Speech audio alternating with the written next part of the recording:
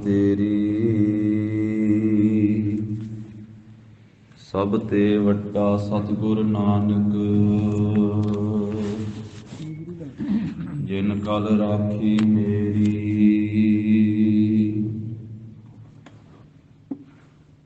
मन चाओ भया प्रभ आगम सुनिया, हर मंगल गाओ सखी गृह मंदिर बनिया।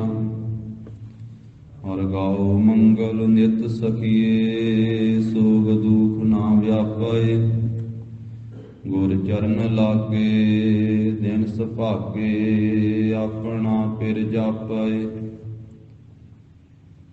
गुर चरण लागे दिन सुभागे, अपना फिर जापे। अनहत बाणी गुर शब्द जानी, हर नाम हर रस भोगो। कहे नानक प्रभ आप मिलिया,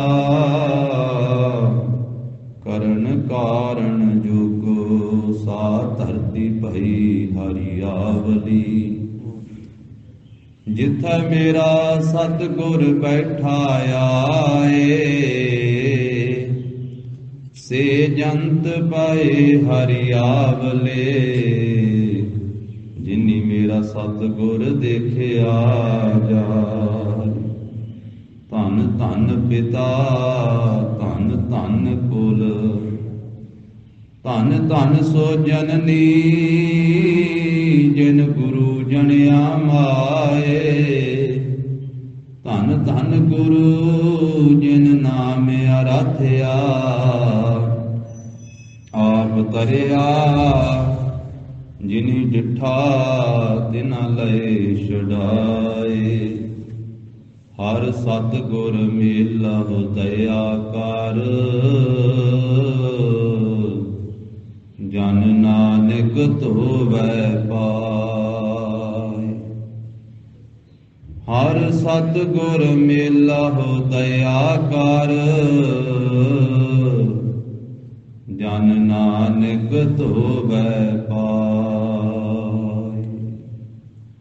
सतनाम श्री वाहिगुरु साहिब जी। सतगुरु बिना होर कच्ची है बाणी, बाणी तो कच्ची सतगुरु बाजो, होर कच्ची बाणी।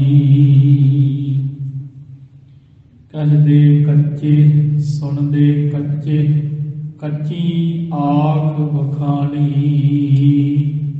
हर हर नित करहै रसना, कहया कछु ना जानी।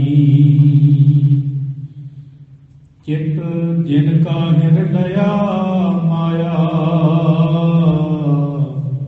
बोलन पै रवानी।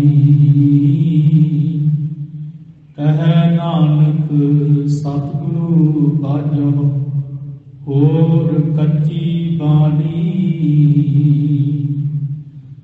चित जिनका हृदया माया, बोलन पै रवानी। कहे नानक सतगुरु बाजो, होर कच्ची बानी। वाहिगुरु जी का खालसा, वाहिगुरु जी की फतेह। जाहर जहूर हाजिर हजूर, सर्व कला भरपूर। भगत पावन भगत वत्सल अंतरजामी। धन श्री गुरु ग्रंथ साहिब जी महाराज। सतगुरां दी अपर अपार किरपा रहमत दा सदका, जगत गुरु श्री गुरु नानक देव साहिब जी महाराज, सतगुरां दे पावने अस्थान गुरुद्वारा श्री बेर साहिब जी विखे अमृत वेले दे सजे हुए सुंदर दीवान दी हाजरी भर रही गुरु जी की साजी नवाजी हुई साध संगत जीओ। सतगुरां ने कृपा की है, अपनी अमृतमयी दीदार बख्शिश कीते सत संगत का अमोलक सुभागा समा महाराज साहब जी ने बख्शिया है। अज साध संगत जी सतगुरु सतवें पातशाह श्री गुरु हरराय साहिब महाराज जी का पावन प्रकाश गुरपुरब है। आप सरबत गुरु ਦੀਆਂ ਸੰਗਤਾਂ ਨੂੰ, गुरु के खालसे पंथ ਨੂੰ सतगुरु सतवें पातशाह श्री गुरु हरराय साहिब महाराज जी के प्रकाश गुरपुरब ਦੀਆਂ ਲੱਖ ਲੱਖ ਵਧਾਈਆਂ ਹੋਣ। जिमें सतगुरु चौथे पातशाह महाराज जी ने फरमाया है, सा धरती भई हरी आवली, जिथे मेरा सतगुर बैठा है वो धरती भागां वाली है, हरी भरी है। जिस थां ते साडे सतगुरु गरीब नवाज सच्चे पातशाह जी ने चरण पाए, जिथे मेरा सतगुर बैठा है, जिथे मेरे सतगुरु जी आके बैठे हैं, उस धरती शुभ गुणा करके वो हरी भरी है, वो भागां वाली है, पवित्र है। श्री कीरतपुर साहिब की धरती, जिस धरती नूं सतगुरु हरगोबिंद साहिब महाराज जी के वचनों के नाल गुरु साहिब जी के वड्डे साहिबजादे धन धन बाबा गुरदित्ता साहिब जी तिन्हां ने वसाया है। और जो सतगुरु नानक देव साहिब महाराज जी ने संसार नूं तारदियां होए उस इलाके विच चरण पाए, पीर बुढ़न शाह महाराज साहिब जी के दर्शन कीते, जिहड़ा महान तपस्वी पीर सी।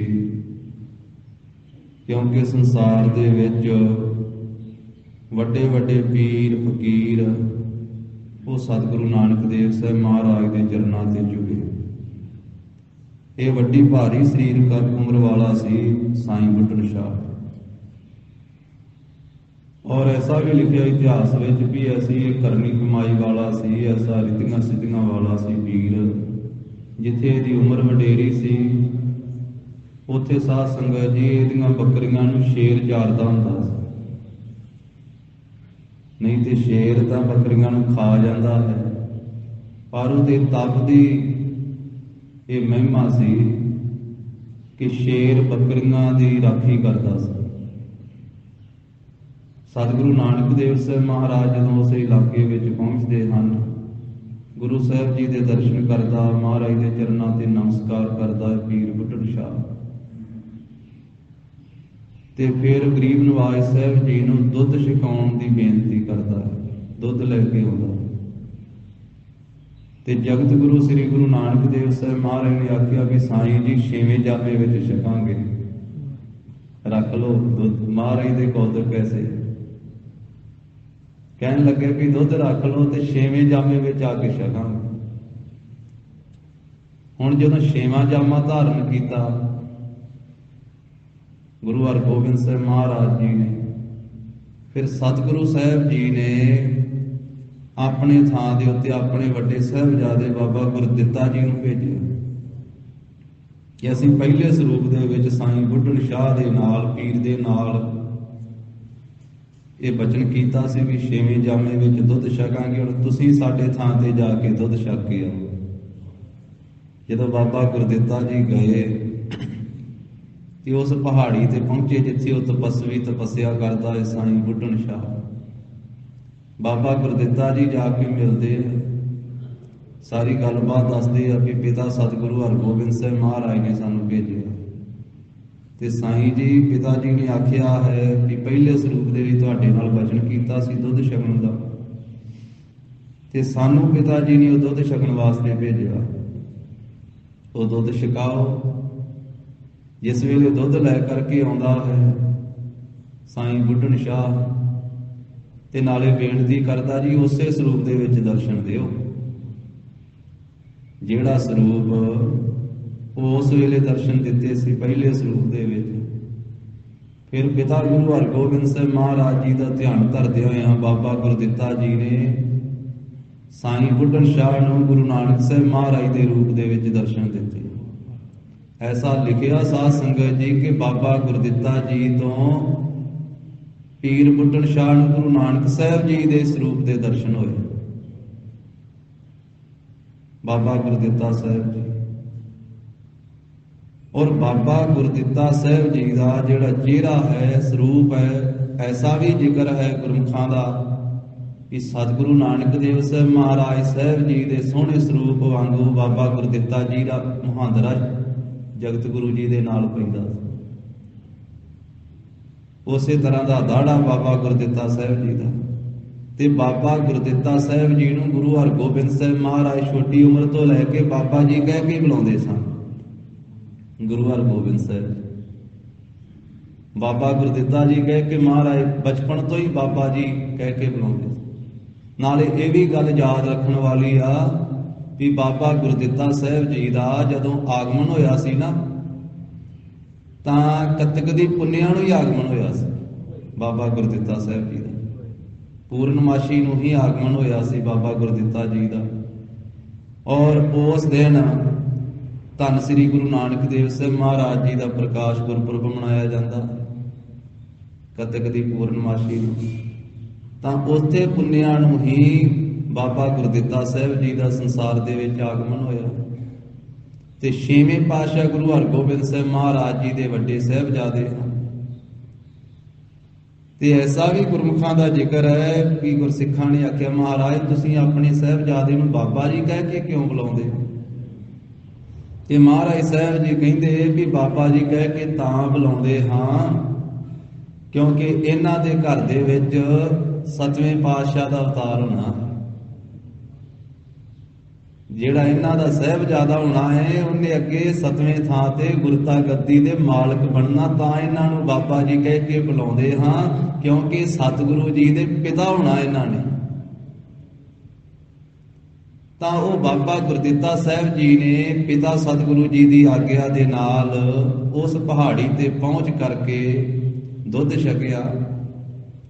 साईं बुड्ढन शाह दे नाल गलबात हुई, विचार हुई ते फिर बेनती कीती पीर नूं कि पीर जी पिता जी ने सानू इत्थे नगर वसाउण वास्ते भेजिया ते असीं इत्थे नगर वसाउणा है, नगर दा नाम रखना है। ते उस मौके दे उत्ते कहिंदे भी पीर साईं बुड्ढन शाह ने आख्या भी इस थां ते बैठ के धन गुरु नानक साहिब महाराज ने कीर्तन कीता सी। मैं उदों दा ही इस थां दे उत्ते नमस्कार करदा, मत्था टेकदा। गुरु नानक साहिब महाराज ने जो इत्थे आके मैनूं दर्शन दिते सी ना, भाई बाला जी भाई मरदाना जी दे समेत संसार नूं तारदे होए ते इत्थे महाराज ने कीर्तन सुनाया सी मैनूं। उदों उन्होंने बचन किया सी छेवें जामे दे विच आ करके दुध छकांगे। अज आप जी ने आके दर्शन दिते। तां उस मौके दे उत्ते फिर वो बाबा गुरदित्ता साहिब जी ने नगर वसाया ते जिथे धन गुरु नानक साहिब जी ने कीर्तन किया सी उस कीर्तन करन दे करके उस नगरी का नाम ही कीरतपुर साहिब रखिया। बाबा गुरदित्ता साहिब कीरतपुर साहिब। उंज विचार के वेखिए ना इतिहास का पिछोकड़ साध संगत जी जो साडे पवित्र इतिहास के ग्रंथों में जिक्र लिखिया है, जो श्री गोइंदवाल साहिब नगरी है इस थां ते भी धन गुरु नानक साहिब जी ने कीर्तन किया। और इत्थे ढाए ते दरिया पार करके जो कीर्तन किया सी महाराज ने ते जिक्र किया गरीब नवाज ने रसना तो भाई बाला जी ते भाई मरदाना जी दे नाल कह लगे इत्थे नगरी वसेगी, महापुरख नगरी वसावेगा इत्थे ते इत्थे महान तीर्थ होवेगा। वो इशारा दे दिता सी भी तीजे पातशाह गुरु अमरदास साहिब जी महाराज इत्थे नगरी वसाउणगे ते इत्थे बौली साहिब तीर्थ बनेगा, गोइंदवाल साहिब नगर वसेगा। जिथे सचखंड श्री हरमंदर साहिब है, दरबार साहिब अमृत सरोवर है, उस थां ते भी धन गुरु नानक साहिब जी ने कीर्तन किया। भाई बाला जी ते भाई मरदाना जी नाल आ उत्थे बेरियां दे झुंड विच बाबा जी ने कीर्तन किया। उत्थे भी बचन किया महाराज ने, कहन लगे मरदानिया इत्थे कीर्तन दा प्रवाह चलेगा, इत्थे भोग ते मोख दा प्रवाह चलेगा।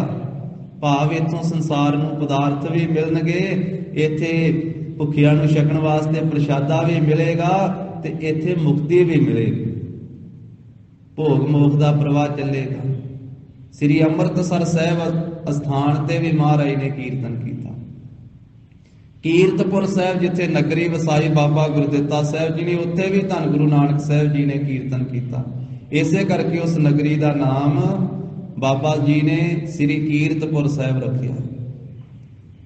ਔਰ ਉਸ ਥਾਂ ਦੇ ਉੱਤੇ ਸਾਧ ਸੰਗਤ ਜੀ ਧੰਨ ਧੰਨ ਬਾਬਾ ਗੁਰਦਿੱਤਾ ਸਾਹਿਬ ਜੀ ਦੇ ਗ੍ਰਹਿ ਵਿਖੇ ਧੰਨ ਧੰਨ ਮਾਤਾ ਨਿਹਾਲ ਕੌਰ ਜੀ ਦੇ ਪਾਵਨ ਪਵਿੱਤਰ ਕੁੱਖ ਤੋਂ ਅੱਜ ਦੇ ਦਿਨ ਸਤਵੇਂ ਪਾਤਸ਼ਾਹ ਧੰਨ ਧੰਨ ਸ੍ਰੀ ਗੁਰੂ ਹਰਿਰਾਏ ਸਾਹਿਬ ਮਹਾਰਾਜ ਜੀ ਦਾ ਬਿਕਰਮੀ ਸੰਮਤ 1687 ਈਸਵੀ ਸਨ 1630 ਨੂੰ ਪ੍ਰਕਾਸ਼ ਹੋਇਆ। ਔਰ ਮਹਾਰਾਜ ਸਾਹਿਬ ਜੀ ਗੁਰੂ ਹਰਗੋਬਿੰਦ ਸਾਹਿਬ ਸੱਚੇ ਪਾਤਸ਼ਾਹ ਜੀ ਜੋ ਸਤਵੇਂ ਮਹਾਰਾਜ ਸਾਹਿਬ ਜੀ ਦੇ ਸੰਸਾਰੀ ਰਿਸ਼ਤੇ ਵਿੱਚੋਂ ਦਾਦਾ ਸਤਿਗੁਰੂ ਜੀ ਲੱਗਦੇ ਹਨ। ਬਾਬਾ ਗੁਰਦਿੱਤਾ ਜੀ ਪਿਤਾ, ਮਾਤਾ ਨਿਹਾਲ ਕੌਰ ਜੀ ਤੇ ਬਾਬਾ ਗੁਰਦਿੱਤਾ ਸਾਹਿਬ ਜੀ ਦੇ ਪਿਤਾ ਜੀ ਹਨ ਛੇਵੇਂ ਪਾਤਸ਼ਾਹ ਗੁਰੂ ਹਰਗੋਬਿੰਦ ਸਾਹਿਬ ਜੀ ਮਹਾਰਾਜ। ਸਤਿਗੁਰੂ ਹਰਗੋਬਿੰਦ ਸਾਹਿਬ ਮਹਾਰਾਜ ਜੀ ਨੇ ਜਦੋਂ ਚੌਥਾ ਜੰਗ ਫਤਿਹ ਕੀਤਾ, ਇਹ ਦੁਆਬੇ ਦੇ ਇਲਾਕੇ ਸ੍ਰੀ ਕਰਤਾਰਪੁਰ ਸਾਹਿਬ ਵਾਲਾ, ਪੈਂਦੇ ਖਾਨ ਪਠਾਨ ਦੀ ਕਲਿਆਣ ਕੀਤੀ, ਜੰਗ ਫਤਿਹ ਕਰਕੇ ਸਮੇਤ ਪਰਿਵਾਰ ਦੇ ਮਹਾਰਾਜ ਸਾਹਿਬ ਜੀ ਫਿਰ ਕੀਰਤਪੁਰ ਸਾਹਿਬ ਚਲੇ ਗਏ। ਤੇ ਕੀਰਤਪੁਰ ਸਾਹਿਬ ਦੇ ਵਿੱਚ ਸਤਿਗੁਰੂ ਜੀ 10 ਸਾਲ ਰਹੇ ਗੁਰੂ ਹਰਗੋਬਿੰਦ ਸਾਹਿਬ ਜੀ ਲਗਾਤਾਰ ਚੌਥੇ ਜੰਗ ਤੋਂ ਬਾਅਦ। ਉੱਥੇ ਹੀ ਸੰਗਤਾਂ ਨੂੰ ਮਹਾਰਾਜ ਸਾਹਿਬ ਜੀ ਨੇ ਦਰਸ਼ਨ ਬਖਸ਼ਿਸ਼ ਕੀਤੇ, ਉਪਦੇਸ਼ ਬਖਸ਼ਿਸ਼ ਕੀਤਾ। ਔਰ ਉੱਥੇ ਹੀ ਗੁਰੂ ਮਹਾਰਾਜ ਦੇ ਚਰਨਾਂ ਦੇ ਵਿੱਚ ਸਤਵੇਂ ਪਾਤਸ਼ਾਹ ਜੀ ਦਾ ਬਚਪਨ ਬਤੀਤ ਹੋਇਆ। ਤੇ ਗੁਰੂ ਹਰਗੋਬਿੰਦ ਸਾਹਿਬ ਮਹਾਰਾਜ ਸਾਹਿਬ ਜੀ ਦੇ ਦਰਸ਼ਨ ਕਰਨੇ, ਸੇਵਾ ਕਰਨੀ ਤੇ ਅੰਮ੍ਰਿਤ ਬਚਨ ਸਰਵਣ ਕਰਨੇ, ਸਿੱਖਿਆ ਸਰਵਣ ਕਰਨੀ ਤੇ ਗੁਰੂ ਮਹਾਰਾਜ ਦੀ ਸੇਵਾ ਦੇ ਵਿੱਚ ਹਾਜ਼ਰ ਰਹਿਣਾ। ਇਹ 10 ਸਾਲ ਦਾ ਲਗਭਗ ਸਮਾਂ। ਫਿਰ ਮਹਾਰਾਜ ਸਾਹਿਬ ਜੀ ਨੇ ਸਮੇਂ ਦੇ ਨਾਲ ਗੁਰੂ ਹਰਗੋਬਿੰਦ ਸਾਹਿਬ ਜੀ ਨੇ 1644 ਈਸਵੀ ਸਨ ਨੂੰ ਜਦੋਂ ਗੁਰੂ ਹਰਿਰਾਏ ਸਾਹਿਬ ਮਹਾਰਾਜ ਸਾਹਿਬ ਜੀ ਦੀ ਸਰੀਰਕ ਕਾਰਪਲਾ 14 ਸਾਲਾਂ ਦੀ ਸੀ ਤਾਂ ਗੁਰਤਾ ਗੱਦੀ ਦਾ ਤਖਤ ਬਖਸ਼ਿਸ਼ ਕੀਤਾ। 14 ਸਾਲਾਂ ਦੀ ਉਮਰ ਦੇ ਵਿੱਚ ਸਤਵੇਂ ਪਾਤਸ਼ਾਹ ਗੁਰੂ ਹਰਿਰਾਏ ਸਾਹਿਬ ਜੀ ਮਹਾਰਾਜ ਸ੍ਰੀ ਕੀਰਤਪੁਰ ਸਾਹਿਬ ਦੇ ਵਿੱਚ ਹੀ ਗੁਰਿਆਈ ਦੇ ਤਖਤ ਤੇ ਸੋਭਨੀਕ ਹੋਏ। ਤੇ 17 ਸਾਲ ਤੇ ਕੁਝ ਮਹੀਨੇ ਮਹਾਰਾਜ ਨੇ ਗੁਰਿਆਈ ਕੀਤੀ ਹੈ ਗੁਰੂ ਹਰਿਰਾਏ ਸਾਹਿਬ ਜੀ ਨੇ। ਸਾਰੀ ਸਰੀਰਕ ਕਾਰਬਲਾ ਸਤਵੇਂ ਮਹਾਰਾਜ ਸਾਹਿਬ ਜੀ ਦੀ 31 ਸਾਲ ਹੋਈ ਹੈ ਸਾਧ ਸੰਗਤ ਜੀ। 31 ਸਾਲ ਕੁਝ ਮਹੀਨਿਆਂ ਦਾ ਜ਼ਿਕਰ ਹੈ। 17 ਸਾਲ ਦੇ ਲਗਭਗ ਮਹਾਰਾਜ ਨੇ ਗੁਰਿਆਈ ਕੀਤੀ। ਜਦੋਂ ਆਪ ਜੀ ਗੁਰਤਾ ਗੱਦੀ ਦੇ ਤਖਤ ਤੇ ਸੋਭਨੀਕ ਹੋਏ ਤੇ ਛੇਵੇਂ ਪਾਤਸ਼ਾਹ ਜੀ ਨੇ ਆਪ ਜੀ ਨੂੰ ਗੁਰਿਆਈ ਦੇ ਕੇ ਤੇ ਬਚਨ ਕੀਤੇ ਸੀ ਕਿ ਤੁਸੀਂ ਸ਼ਸਤਰਧਾਰੀ ਰਹਿਣਾ, ਤਿਆਰ ਬਰ ਤਿਆਰ ਰਹਿਣਾ। ਤੇ ਮਹਾਰਾਜ ਸਤਵੇਂ ਪਾਤਸ਼ਾਹ ਜੀ ਨੇ ਬੇਨਤੀ ਕੀਤੀ, ਜੀ ਸਾਨੂੰ ਕੋਈ ਜੰਗ ਯੁੱਧ ਕਰਨ ਦੀ ਆਗਿਆ। ਕਹਿਣ ਲੱਗੇ ਨਹੀਂ, ਤੁਸੀਂ ਜੰਗ ਕੋਈ ਨਹੀਂ ਕਰਨਾ, ਫੌਜ ਤਿਆਰ ਰੱਖਣੀ ਹੈ, ਆਪ ਹੀ ਤਿਆਰ ਬਰ ਤਿਆਰ ਰਹਿਣਾ ਹੈ, ਪਰ ਜੰਗ ਕੋਈ ਨਹੀਂ ਕਰਨਾ। ਜਿਹੜਾ ਤੁਹਾਡੇ ਤੇ ਚੜ ਕੇ ਆਵੇਗਾ ਉਹ ਰਾਹ ਵਿੱਚ ਹੀ ਮਰ ਖਪ ਜਾਵੇਗਾ। ਔਰੰਗਜ਼ੇਬ ਬਾਦਸ਼ਾਹ ਨੇ ਕਈ ਵਾਰੀ ਫੌਜਾਂ ਚੜਾ ਕੇ ਭੇਜੀਆਂ, ਪਰ ਰਾਹ ਦੇ ਵਿੱਚ ਕੋਈ ਨਾ ਕੋਈ ਕਾਰਨ ਬਣ ਜਾਂਦਾ ਰਿਹਾ। ਗੁਰੂ ਹਰਗੋਬਿੰਦ ਸਾਹਿਬ ਮਹਾਰਾਜ ਦਾ ਬਚਨ ਸੀ ਨਾ ਵੀ ਤੁਹਾਡੇ ਤੀਕ ਨਹੀਂ ਪਹੁੰਚ ਸਕੇ। ਉਹ ਫੌਜਾਂ ਆਪਸ ਦੇ ਵਿੱਚ ਹੀ ਲੜ ਲੜ ਕੇ ਤੇ ਪਿਛਾਂਹ ਮੁੜ ਜਾਂਦੀਆਂ ਰਹੀਆਂ, ਕਈ ਮਰ ਜਾਂਦੇ ਰਹੇ ਆਪਸ ਦੇ ਵਿੱਚ ਹੀ। ਤੋ ਸਤਿਗੁਰੂ ਗਰੀਬ ਨਿਵਾਜ ਸਾਹਿਬ ਨੇ ਸ੍ਰੀ ਕੀਰਤਪੁਰ ਸਾਹਿਬ ਦੀ ਧਰਤੀ ਨੂੰ ਭਾਗ ਲਾਏ, ਸੰਗਤਾਂ ਨੂੰ ਦਰਸ਼ਨ ਬਖਸ਼ਿਸ਼ ਕੀਤੇ, ਮਹਾਨ ਪਵਿੱਤਰ ਉਪਦੇਸ਼ ਬਖਸ਼ਿਆ। ਔਰ ਸਤਿਗੁਰੂ ਜੀ ਸ਼ਿਕਾਰ ਖੇਡਣ ਵਾਸਤੇ ਜਾਂਦੇ ਤੇ ਸ਼ਿਕਾਰ ਖੇਡਣ ਦਾ ਵੀ ਮਹਾਰਾਜ ਦਾ ਅਨੋਖਾ ਹੀ ਤਰੀਕਾ ਸੀ। 2200 ਘੋੜਸਵਾਰ ਗੁਰੂ ਹਰਗੋਬਿੰਦ ਸਾਹਿਬ ਜੀ ਦੀ ਹਾਜ਼ਰੀ 'ਚ ਜਿਹੜੇ ਰਹਿੰਦੇ ਸੀ, ਉਹ ਸਾਰੇ ਸਿੱਖ ਹੁਣ ਗੁਰੂ ਸਤਵੇਂ ਪਾਤਸ਼ਾਹ ਗੁਰੂ ਹਰਿਰਾਏ ਸਾਹਿਬ ਜੀ ਦੀ ਹਾਜ਼ਰੀ 'ਚ ਰਹਿੰਦੇ। ਜੰਗਲ ਵਿੱਚ ਜਾਂਦੇ ਆ ਮਹਾਰਾਜ ਸਾਹਿਬ ਜੀ ਤੇ ਆਪਣੀ ਸਾਰੀ ਫੌਜ ਨੂੰ ਮਹਾਰਾਜ ਨੇ ਹੁਕਮ ਦਿੱਤਾ ਹੋਇਆ ਵੀ ਕਿਸੇ ਵੀ ਜਾਨਵਰ ਨੂੰ ਮਾਰਨਾ ਨਹੀਂ ਹੈ। ਆਪਾਂ ਸ਼ਿਕਾਰ ਇਸ ਤਰ੍ਹਾਂ ਖੇਡਣਾ ਹੈ कि ਜਿਹੜੇ ਜਾਨਵਰ ਪਸ਼ੂ ਪੰਛੀ ਜ਼ਖਮੀ ਹੋਏ ਆ, ਫੱਟੜ ਹੋਏ ਆ, ਉਹਨਾਂ ਨੂੰ ਜਿਉਂਦਿਆਂ ਫੜ ਕੇ ਲਿਆਉਂਦਾ। ਜਿਉਂਦਿਆਂ ਫੜ ਕੇ ਮਹਾਰਾਜ ਸਾਹਿਬ ਜੀ ਪਸ਼ੂਆਂ ਪੰਛੀਆਂ ਨੂੰ ਲਿਆਉਂਦੇ ਤੇ ਸ੍ਰੀ ਕੀਰਤਪੁਰ ਸਾਹਿਬ ਦੇ ਵਿੱਚ ਵੱਡਾ ਵਾੜਾ ਬਣਾਇਆ ਹੋਇਆ ਹੈ। ਪਿਛਲੇ ਸਮੇਂ ਵਿੱਚ ਲੋਕ ਵਾੜਿਆਂ ਵਿੱਚ ਪਸ਼ੂ ਰੱਖਦੇ ਹੁੰਦੇ ਸੀ, ਲੱਕੜਾਂ ਕੱਢ ਕੇ ਤੇ ਉਹ ਤਾਰਾਂ ਲਾ ਕੇ ਜਾਂ ਇਸੇ ਤਰ੍ਹਾਂ ਲੱਕੜਾਂ ਸੰਗੜੀਆਂ ਲਾ ਕੇ ਉਹ ਵਾੜਾ ਉਹਨੂੰ ਕਹਿੰਦੇ ਸੀ। ਉਹ ਵਾੜਾ ਬਣਾਇਆ ਤੇ ਉਹਦੇ ਵਿੱਚ ਲਿਆ ਕਰਕੇ ਮਹਾਰਾਜ ਜੰਗਲੀ ਜਾਨਵਰਾਂ ਨੂੰ ਛੱਡਿਆ ਕਰਦੇ ਜਿਹੜੇ ਜ਼ਖਮੀ ਹੋਏ, ਕਿਉਂਕਿ ਜੰਗਲ ਦੇ ਵਿੱਚ ਵੀ ਕਈ ਤਰੀਕਿਆਂ ਦੇ ਨਾਲ ਪਸ਼ੂ ਪੰਛੀ ਜ਼ਖਮੀ ਹੋ ਜਾਂਦੇ। ਕਿਸੇ ਦੀ ਲੱਤ ਟੁੱਟੀ ਹੈ, ਕਿਸੇ ਨੂੰ ਕੁਛ ਹੋਇਆ, ਕਿਸੇ ਦੇ ਜ਼ਖਮ ਹੋਇਆ, ਉਹਨਾਂ ਨੂੰ ਲੈ ਆਉਣਾ, ਫਿਰ ਉਹਨਾਂ ਦੀ ਮਲਮ ਪੱਟੀ ਕਰਵਾਉਣੀ, ਉਹਨਾਂ ਦਾ ਇਲਾਜ ਕਰਾਉਣਾ। ਜਦੋਂ ਉਹਨਾਂ ਪਸ਼ੂਆਂ ਪੰਛੀਆਂ ਨੇ ਠੀਕ ਹੋ ਜਾਣਾ, ਤੰਦਰੁਸਤ ਹੋ ਜਾਣਾ, ਤੇ ਫਿਰ ਉਹਨਾਂ ਨੂੰ ਫੜਨਾ ਤੇ ਸਿੱਖਾਂ ਸੇਵਕਾਂ ਦੇ ਸਮੇਤ ਫਿਰ ਜੰਗਲ ਵਿੱਚ ਜਾ ਕੇ ਛੱਡ ਆਉਣਾ। ਐਸੀ ਮਹਾਰਾਜ ਸਾਹਿਬ ਜੀ ਦੇ ਹਿਰਦੇ ਦੇ ਵਿੱਚ ਦਇਆ, ਐਸਾ ਦਿਆਲੂ ਕਿਰਪਾਲੂ ਸੁਭਾਅ ਗੁਰੂ ਹਰਿ ਸਾਹਿਬ ਮਹਾਰਾਜ। ਫਿਰ ਸਤਿਗੁਰੂ ਗਰੀਬ ਨਵਾਜ ਨੇ ਜਿੱਥੇ ਗੁਰਬਾਣੀ ਦਾ ਪ੍ਰਚਾਰ ਪ੍ਰਸਾਰ ਕੀਤਾ, ਇਤਿਹਾਸ ਦਾ ਪ੍ਰਚਾਰ ਪ੍ਰਸਾਰ ਕੀਤਾ, ਸਿੱਖੀ ਦਾ ਪ੍ਰਚਾਰ ਕੀਤਾ, ਉੱਥੇ ਮਹਾਰਾਜ ਸਾਹਿਬ ਜੀ ਨੇ ਦਵਾਖਾਨਾ ਬਣਾਇਆ ਸਾਧ ਸੰਗਤ। ਮਹਾਰਾਜ ਦੀ ਹਾਜ਼ਰੀ ਦੇ ਵਿੱਚ ਵੈਦ ਹਕੀਮ ਰਹਿੰਦੇ ਗੁਰੂ ਕੇ ਸਿੱਖ। ਸਤਿਗੁਰੂ ਜੀ ਨੇ ਬਾਗ ਲਵਾਏ ਗੁਰੂ ਹਰਿ ਸਾਹਿਬ ਮਹਾਰਾਜ ਨੇ ਕੀਰਤਪੁਰ ਸਾਹਿਬ ਦੀ ਧਰਤੀ ਤੇ, ਬਾਗ ਤੇ ਬਗੀਚੇ ਲਵਾਏ। ਕੁਦਰਤ ਦੇ ਨਾਲ ਪ੍ਰੇਮ। ਸਤਿਗੁਰੂ ਸੱਚੇ ਪਾਤਸ਼ਾਹ ਗਰੀਬ ਨਵਾਜ ਸਾਹਿਬ ਜੀ ਦਾ ਜੋ ਦਵਾਖਾਨਾ ਸੀ, ਉਹਦੇ ਵਿੱਚ ਹਰ ਪ੍ਰਕਾਰ ਦੀ ਦਵਾਈ ਜੋ ਦੁਨੀਆ ਵਿੱਚ ਹੋਰ ਕਿਤੇ ਨਹੀਂ ਸੀ, ਐਸੇ ਦੇਸੀ ਮਹਾਰਾਜ ਸਾਹਿਬ ਜੀ ਨੇ ਨੁਸਖੇ ਤਿਆਰ ਕਰਵਾਏ ਹੋਏ ਸਨ।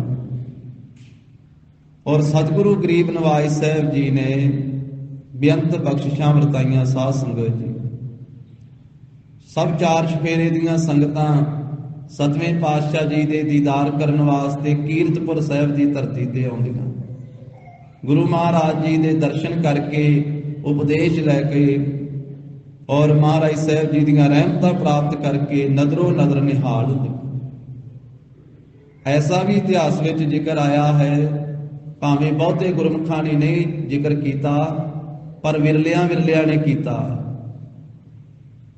ਸ੍ਰੀਮਾਨ ਸੰਤ ਗਿਆਨੀ ਗੁਰਬਚਨ ਸਿੰਘ ਜੀ ਖਾਲਸਾ ਭਿੰਡਰਾਂ ਵਾਲੇ ਮਹਾਂਪੁਰਖਾਂ ਨੇ ਵੀ ਜ਼ਿਕਰ ਕੀਤਾ ਹੈ। ਗੁਰੂ ਅੰਗਦ ਦੇਵ ਸਾਹਿਬ ਮਹਾਰਾਜ ਜੀ ਦੀ ਬੰਸ ਦੇ ਵਿੱਚੋਂ ਮਹਾਂਪੁਰਖ ਹੋਏ ਹਨ, ਜਿਨ੍ਹਾਂ ਨੇ ਸ੍ਰੀ ਗੁਰਪੁਰ ਪ੍ਰਕਾਸ਼ ਗ੍ਰੰਥ ਲਿਖਿਆ ਹੈ। ਉਸ ਦੇ ਵਿੱਚ ਵੀ ਜ਼ਿਕਰ ਕੀਤਾ ਹੈ ਕਿ ਸਤਿਗੁਰੂ ਸਤਵੇਂ ਪਾਤਸ਼ਾਹ ਮਹਾਰਾਜ ਆਪਣੇ 2200 ਘੋੜਸਵਾਰਾਂ ਸਮੇਤ ਦੁਆਬੇ ਦੀ ਧਰਤੀ ਨੂੰ ਵੀ ਮਹਾਰਾਜ ਨੇ ਭਾਗ ਲਾਇਆ। ਜੋ ਦੁਆਬੇ ਦੀ ਧਰਤੀ ਤੇ ਕਰਤਾਰਪੁਰ ਸਾਹਿਬ ਨਗਰ ਹੈ, ਪੰਜਵੇਂ ਪਾਤਸ਼ਾਹ ਦਾ ਵਸਾਇਆ ਹੋਇਆ ਇਸ ਇਲਾਕੇ ਦੇ ਵਿੱਚ। ਕਰਤਾਰਪੁਰ ਸਾਹਿਬ ਵਿੱਚ ਆ ਕੇ ਵੀ ਮਹਾਰਾਜ ਨੇ ਪੜਾ ਰੱਖਿਆ ਤੇ ਸੰਗਤ ਨੂੰ ਦਰਸ਼ਨ ਦੇ ਕੇ ਉਪਦੇਸ਼ ਦਿੱਤਾ। ਔਰ ਐਸਾ ਵੀ ਜ਼ਿਕਰ ਆਇਆ, ਮਹਾਰਾਜ ਸਾਹਿਬ ਜੀ ਸ੍ਰੀ ਗੋਇੰਦਵਾਲ ਸਾਹਿਬ ਵੀ ਗਏ ਹਨ ਗੁਰੂ ਹਰਿ ਸਾਹਿਬ। ਇੱਥੇ ਵੀ ਮਹਾਰਾਜ ਸਾਹਿਬ ਨੇ ਬੌਲੀ ਸਾਹਿਬ ਦੇ ਇਸ਼ਨਾਨ ਕੀਤੇ ਤੇ ਇੱਥੇ ਦਰਸ਼ਨ ਦੇ ਕੇ ਸੰਗਤਾਂ ਨੂੰ ਉਪਦੇਸ਼ ਦੇ ਕੇ ਨਿਹਾਲ ਕੀਤਾ ਸ੍ਰੀ ਗੋਇੰਦਵਾਲ ਸਾਹਿਬ। ਸ੍ਰੀ ਖਡੂਰ ਸਾਹਿਬ ਦੀ ਧਰਤੀ ਤੇ ਵੀ ਯਾਤਰਾ ਮਹਾਰਾਜ ਸਾਹਿਬ ਜੀ ਨੇ ਕੀਤੀ ਤੇ ਗੁਰੂ ਅੰਗਦ ਦੇਵ ਸਾਹਿਬ ਮਹਾਰਾਜ ਦੇ ਅੰਗੀਠਾ ਸਾਹਿਬ ਤੇ ਨਮਸਕਾਰ ਕੀਤੀ ਔਰ ਇੱਥੇ ਵੀ ਸੰਗਤਾਂ ਨੂੰ ਦਰਸ਼ਨ ਉਪਦੇਸ਼ ਦੇ ਕੇ ਨਿਹਾਲ ਕੀਤਾ। ਤੇ ਗੁਰਮੁਖਾਂ ਨੇ ਜ਼ਿਕਰ ਕੀਤਾ ਹੈ ਕਿ ਸ੍ਰੀ ਅੰਮ੍ਰਿਤਸਰ ਸਾਹਿਬ ਵੀ ਮਹਾਰਾਜ ਪਹੁੰਚੇ। ਇਹ ਬਹੁਤੇ ਇਤਿਹਾਸਕਾਰਾਂ ਨੇ ਜ਼ਿਕਰ ਭਾਵੇਂ ਨਹੀਂ ਕੀਤਾ, ਪਰ ਗੁਰਮੁਖਾਂ ਨੇ ਸ੍ਰੀ ਗੁਰਪੁਰ ਪ੍ਰਕਾਸ਼ ਗ੍ਰੰਥ ਦੇ ਵਿੱਚ ਤੇ ਸ੍ਰੀ ਗੁਰਮੁਖ ਪ੍ਰਕਾਸ਼ ਗ੍ਰੰਥ ਦੇ ਵਿੱਚ ਸੰਤ ਗੁਰਬਚਨ ਸਿੰਘ ਜੀ ਖਾਲਸਾ ਭਿੰਡਰਾਂ ਵਾਲਿਆਂ ਮਹਾਂਪੁਰਖਾਂ ਨੇ ਵੀ ਜ਼ਿਕਰ ਕੀਤਾ। ਮਹਾਰਾਜ ਸ੍ਰੀ ਅੰਮ੍ਰਿਤਸਰ ਸਾਹਿਬ ਜੀ ਗਏ ਤੇ ਗੁਰੂ ਹਰਿ ਸਾਹਿਬ ਜੀ ਨੇ ਸਿੱਖਾਂ ਸੇਵਕਾਂ ਸਮੇਤ 5 ਸਰੋਵਰਾਂ ਦਾ ਇਸ਼ਨਾਨ ਕੀਤਾ। ਸ੍ਰੀ ਅੰਮ੍ਰਿਤਸਰ ਸਾਹਿਬ ਦੇ ਵਿੱਚ 5 ਸਰੋਵਰ ਹਨ ਸਾਧ ਸੰਗਤ।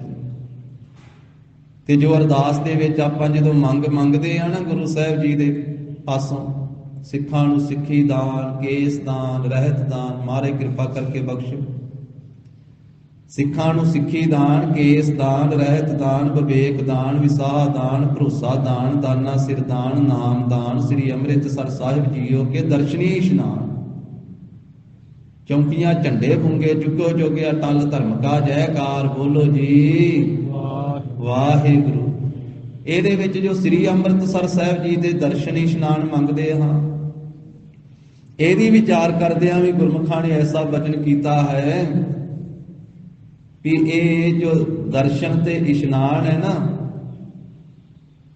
ਪੰਜਾਂ ਸਰੋਵਰਾਂ ਦਾ ਇਸ਼ਨਾਨ ਗੁਰੂ ਕਾ ਖਾਲਸਾ ਕਰਦਾ ਹੈ, ਪੰਜਾਂ ਹੀ ਸਰੋਵਰਾਂ ਦਾ। ਤੇ ਵਿਸ਼ੇਸ਼ ਕਰਕੇ ਜੋ ਬੰਦੀ ਛੋੜ ਦਿਵਸ ਦੀਵਾਲੀ ਦਾ ਪੁਰਬ ਮਨਾਇਆ ਜਾਂਦਾ ਇਹਨਾਂ ਅੰਮ੍ਰਿਤਸਰ ਸਾਹਿਬ ਵਿਖੇ, ਉਸ ਵੇਲੇ ਗੁਰਮੁਖ ਗੁਰਸਿੱਖ ਸਾਰੇ ਹੀ ਮਹਾਂਪੁਰਖ ਪੰਜਾਂ ਸਰੋਵਰ ਸਾਹਿਬਾਂ ਦਾ ਇਸ਼ਨਾਨ ਕਰਦੇ ਹਨ। ਅੰਮ੍ਰਿਤ ਵੇਲੇ ਦਾ ਇਸ਼ਨਾਨ ਸੰਤੋਖਸਰ ਸਾਹਿਬ ਸਰੋਵਰ ਹੈ, ਸ੍ਰੀ ਅੰਮ੍ਰਿਤਸਰ ਸਾਹਿਬ ਸਰੋਵਰ ਸਾਹਿਬ ਹੈ ਜਿਸ ਵਿੱਚ ਦਰਬਾਰ ਸਾਹਿਬ ਜੀ ਸ਼ੋਭਾ ਪਾਉਂਦੇ ਹਨ, ਸੱਚਖੰਡ ਸ੍ਰੀ ਹਰਿਮੰਦਰ ਸਾਹਿਬ।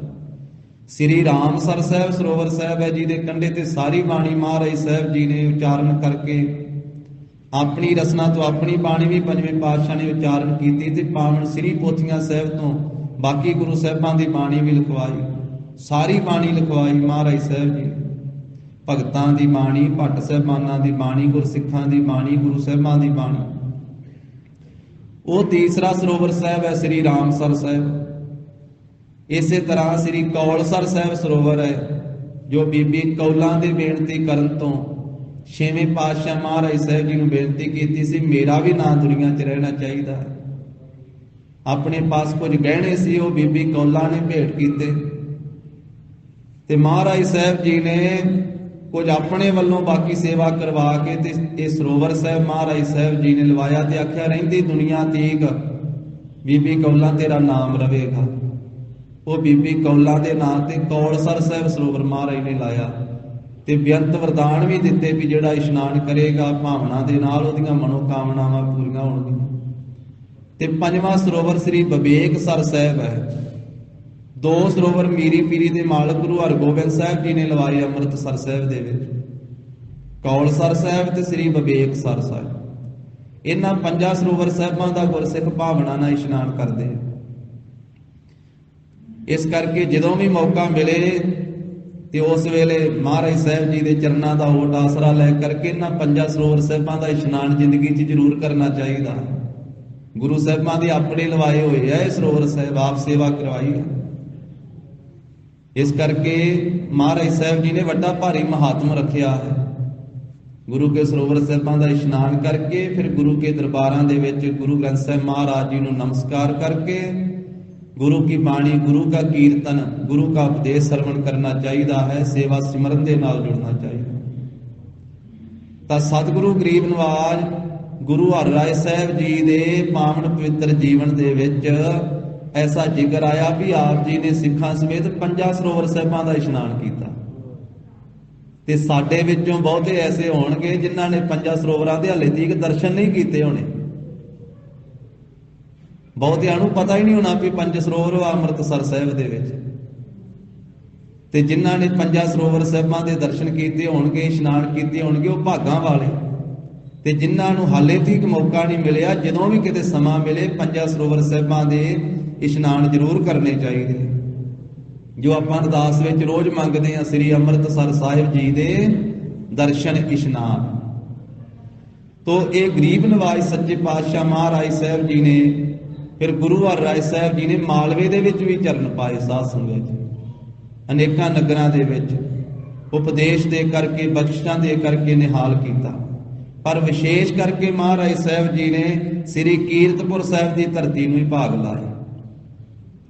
आप जी ने अपनी रसना तो बाणी नहीं उचारण की, गुरु हरराय साहब महाराज पहले गुरु साहिबां की उचारण की हुई बाणी का ही प्रचार प्रसार महाराज ने करवाया।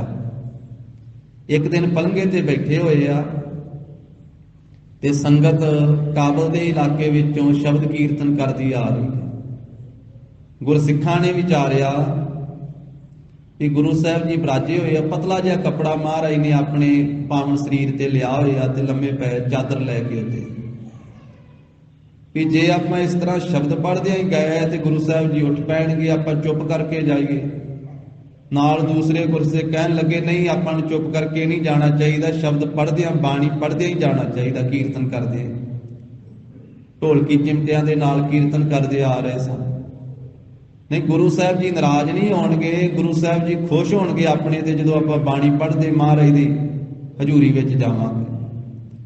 जदों शब्द कीर्तन करदे आ संगत महाराज साहब जी दे पास आई, गुरु हरराज साहब जी दे छेती दे नाल महाराज साहब जी चादर जिहड़ी उत्ते लई होई सी उहनूं पासे ला के ते छेती नाल पंगे तो उठे।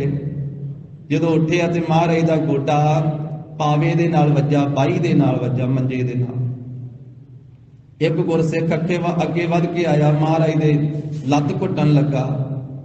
बाकी गुरसिखां ने बेनती की कि महाराज आप जी दी बाणी पहले सरूपां विच उचारण कीती होई संगत पढ़ रही सी, आप जी दी बाणी है ते सतगुरु गरीब नवाज आप जी पलंगे ते बिराजे रहिंदे, आप जी क्यों इन्नी काहली कीती, क्यों इन्नी छेती नाल उठे, आप जी दे गोडे ते सट लग गई है। ते उस वेले गरीब नवाज साहब जी ने बचन किया भी गुरसिखो जे असीं बाणी दा अदब नहीं करांगे ते संगतां किवें करनगीआं। गुरबाणी दा पाठ हो रहा होवे, गुरबाणी दा कीर्तन हो रहा होवे ते असीं पलगे ते बैठे रहिए, नहीं सानू भी उठ करके गुरबाणी दे सत्कार दे विच खलोना चाहिदा। ते इह बचन कह भी जिहड़ा गुरसिख गुरबाणी दा अदब नहीं रखदा वो साडा सिख ही नहीं है। जिन पै अदब ना बाणी धारा जानो सो सिख नहीं हमारा, वो साडा सिख ही नहीं जिहड़ा गुरु की बाणी दा अदब नहीं रखदा, सत्कार नहीं रखदा। और गरीब नवाज साहब जी ने अपनी रसना तो जो उपदेश दिता, श्रीमान भाई संतोख सिंह जी ने श्री गुरप्रताप सूरज ग्रंथ में इस तरह लिखिया है। महाराज कहन लगे गुरसिखो संसार अग दा सागर है, अग दा सागर। गुरु की बाणी इस अग दे सागर तो तारन वाली बेड़ी है, जहाज है। भाव अग्नि सागर कहो तरनी, तरनी कहते बेड़ी नूं। संसार अग दा सागर है ते इहदे तो तारन वाली गुरु की बाणी है। इस बाणी दा अभ्यास करांगे, बाणी नाल जुड़ जावांगे ते धन गुरु हरराय साहब कहन लगे गुरसिखो ये अग दे सागर तो भी तर जावांगे। भाव अग्नि सागर कहो तरनी, सतगुर सिखण को सुख करनी। जो सतगुरु जी दे सिख वाए, गुरु की बाणी गुरसिखां नूं सुख करन वाली है, सुख देण वाली है। सतगुर सिखण को सुख करनी, पाठ करेदा विकार न हरनी। जेड़ा भी संसार दा जीव गुरु की बाणी दा पाठ करेगा उहदे हिरदे दे विकारां नूं दूर करन वाली है। पाठ करेदा विकार न हरनी, हरनी तृष्णा सिंघन बरनी। आख्या जो तृष्णा रूपी हिरनी है ना, उसनूं मार मुकाउण वाली ये बाणी शेर दी न्याई है, सिंघन बरनी। बरनी गुर दुख तर कहो करनी। ये गुरु साहब जी दी वर्णन कीती हुई बाणी दुखां रूपी रुखां नूं पुट्टण वास्ते करनी नाम हथनी दा है। मारे कहन लगे जिवें हाथी, जिवें हथनी बूटियां नूं सुखैण ही पुट देंदी है, गुरु की बाणी हाथी दी न्याई दुखां रूपी रुखां नूं पुट्टण वाली है। बरनी गुर दुख तर कहो करनी, करनी ज्ञान अगन कहो अरनी। अरनी नाम लकड़ दा है। सतगुरु कहते ज्ञान रूपी अग नूं पैदा करने वास्ते बाणी लकड़ दी न्याई है। जिवें लकड़ चों अग पैदा हुंदी है, जिहड़ा गुरु का सिख बाणी नाल जुड़ जावेगा ਉਹਦੇ ਹਿਰਦੇ ਵਿੱਚ ਗਿਆਨ ਰੂਪੀ ਪ੍ਰਕਾਸ਼, ਗਿਆਨ ਰੂਪੀ ਅਗਨੀ ਪੈਦਾ ਹੋਏਗੀ। ਬੇਅੰਤ ਬਖਸ਼ਾਂ ਸਾਧ ਸੰਗਤ ਜੀ, ਗੁਰੂ ਹਰਿਰਾਏ ਸਾਹਿਬ ਮਹਾਰਾਜ ਸਾਹਿਬ ਜੀ ਨੇ ਵਰਤਾਈਆਂ तो सतगुरु सच्चे पातशाह महाराज ਨੂੰ ਬੁਲਾਇਆ। औरंगजेब बादशाह ने अपने सिपाही भेजे कि आप जी दिल्ली आके दर्शन दिओ। ते महाराज साहब जी ने आख्या असीं मलेश नूं दर्शन नहीं देना, नह मलेश को दर्शन देना। पापी है, निर्दयी है, मलीन इच्छा वाला है औरंगजेब बादशाह, असीं उहनूं दर्शन नहीं देना। संगत ने बेनती की महाराज बड़ा जाबर है, जालम है, जे आप जी ने नहीं जाना ਉਹਦੇ ਬੁਲਾਉਣ करके ਤੇ अपने ਸਾਹਿਬਜ਼ਾਦੇ ਨੂੰ भेज ਦਿਓ, ਵੱਡੇ ਨੂੰ ਬਾਬੇ ਰਾਮ ਰਾਏ ਨੂੰ भेज ਦਿਓ। फिर गुरु हरराय साहब जी ने बाबे राम राय ਨੂੰ अपने ਵੱਡੇ ਸਾਹਿਬਜ਼ਾਦੇ ਨੂੰ भेजिया। साध संगत महाराज साहब जी ने बख्शिशां दित्तियां, करामातां दित्तियां। आखिया सी अपने ਸਾਹਿਬਜ਼ਾਦੇ बाबे राम राय ਨੂੰ भी औरंगजेब जे कुछ वेखना चाहे तो उन्होंने करामातां विखा देणियां। ਉਹ ਗੁਰੂ ਘਰ ਦੀ ਕੋਈ ਤਾਕਤ ਵੇਖਣਾ ਚਾਹੁੰਦਾ, पर एवें नहीं विखाई जानी। बड़ा लंबा इतिहास है। बाबे राम राय ने जो बख्शिशां दित्तियां ते उन्हें कीरतपुर साहिब तो ही विखाउणियां शुरू कर दित्तियां। गड्डे ते बह के ना, रथ ते बह के, बिना घोड़ियां तो बिना बलदां तो रथ उतरा ही भजा देता है, लिखिया इतिहास दे विच। ते महाराज साहब ने फिर जो गुरु साहब के पास आया, सतगुरु कह लगे तुसीं तां इत्थों ही शुरू करतियां विखाउणियां, तुहानूं आख्या सी भी लोड़ पैण ते विखाउणी आ ताकत। तां फिर नाल 5 सिख भी भेजे सी। ये भी बचन किया सी तुहाडी रसना ते साडा वासा होवेगा, बचन पूरा होवेगा। बादशाह जो कुछ वेखना चाहे गुरु घर की ताकत नूं विखा देनी, पर गुरु घर के सिद्धांत नूं उच्चे उत्ते रखना है, गुरु घर की महिमा नूं उपर रखना है। तां बाबे राम राय ने जा करके औरंगजेब की सभा विच उहदे कहण कर तो कई करामातां साध संगत जी विखाईयां। 72 करामातां ते मुख रूप विच होर भी करामातां विखाईयां। ते फिर समय दे नाल बाबे राम राय का बड़ा वड्डा सत्कार किया औरंगजेब बादशाह ने, और उसने उच्चा आसन दिता अपनी सभा विच बैठण वास्ते, चांदी की कुर्सी दी। 13,000 रुपया रोज का बाबे राम राय नूं भेंट करता सी औरंगजेब बादशाह। उन्हां दिनां दा 13,000 रुपया रोज। ते संगतां विच भी बहुत जय जयकार हुई जो करामातां विखाईयां उत्थे। फिर काजी ते मौलवी जिहड़े सी ओह ईर्खा करन लग पए भी असीं कदों दे सभा विच साडी महिमा घट गई, बाबे राम राय दी वध गई। वो कोई ना कोई रोज यतन करते रहिंदे सी बाबे राम राय नूं नीवा विखाउण दा। एक दिन उन्होंने आख्या जी गुरु नानक साहब की बाणी विच आ क्यों लिखिया, मिट्टी मुसलमान की पेड़ है पई घुमियार, ये क्यों लिखिया? घड़ भांडे इट्टां कीआं जलदी करे पुकार। उस वेले फिर बाबे राम राय ने ख्याल किया भी मेरी बड़ी शोभा बनी है बादशाह की सभा विच, ये घट ना जावे। कहन लगा नहीं जी उत्थे मुसलमान की मिट्टी का जिक्र नहीं है, तुहानूं भुलेखा पै गया, उत्थे तां बेईमान की मिट्टी का जिक्र है। जदों ये गल आखी संगत ने सुनी, गुरु हर राय साहब जी की खबर पहुंची। हाले जबानी ये महाराज की पंक्ति बदली सी। पंक्ति दे विचों मुसलमान की थां ते मुसल की थां ते बेई कर दिता, सिर्फ जबानी कर दिता बेईमान। अद्धा अखर ही बदलिया ना, अद्धा पा दी पंक्ति दे विचों। ते जदों सतगुरु जी पास ये खबर पहुंची तो महाराज कहन लगे गुरु नानक साहब जी की पवित्र बाणी की पंक्ति बदलने वाला राम राय वो साडा लगदा ही कुछ नहीं। जिधर नूं मूँह उधर नूं चले जावे ते संगतां भी इहनूं मूँह ना लाउण। गुरु घर विचों अपने वड्डे साहिबजादे नूं खारज कर दिता। 7वें पातशाह गुरु हर राय साहब जी ने गुरबाणी का किड्डा वड्डा साध संगत जी सत्कार महाराज ने रखे। जे अपना वड्डा साहिबजादा जिन्हों आप बख्शिशां दे के तोरिया, जिन्हों आख्या तेरी रसना ते साडा वासा होवेगा, जे गुरबाणी दे पंक्ति विचों अद्धा अखर भी बदलदा है ते मारे कहते साडे मत्थे ही ना लगे। ते इतिहास कहता फिर सारी उम्र गुरु हर राय साहब के मत्थे नहीं लगा वड्डा साहिबजादा बाबा राम राय।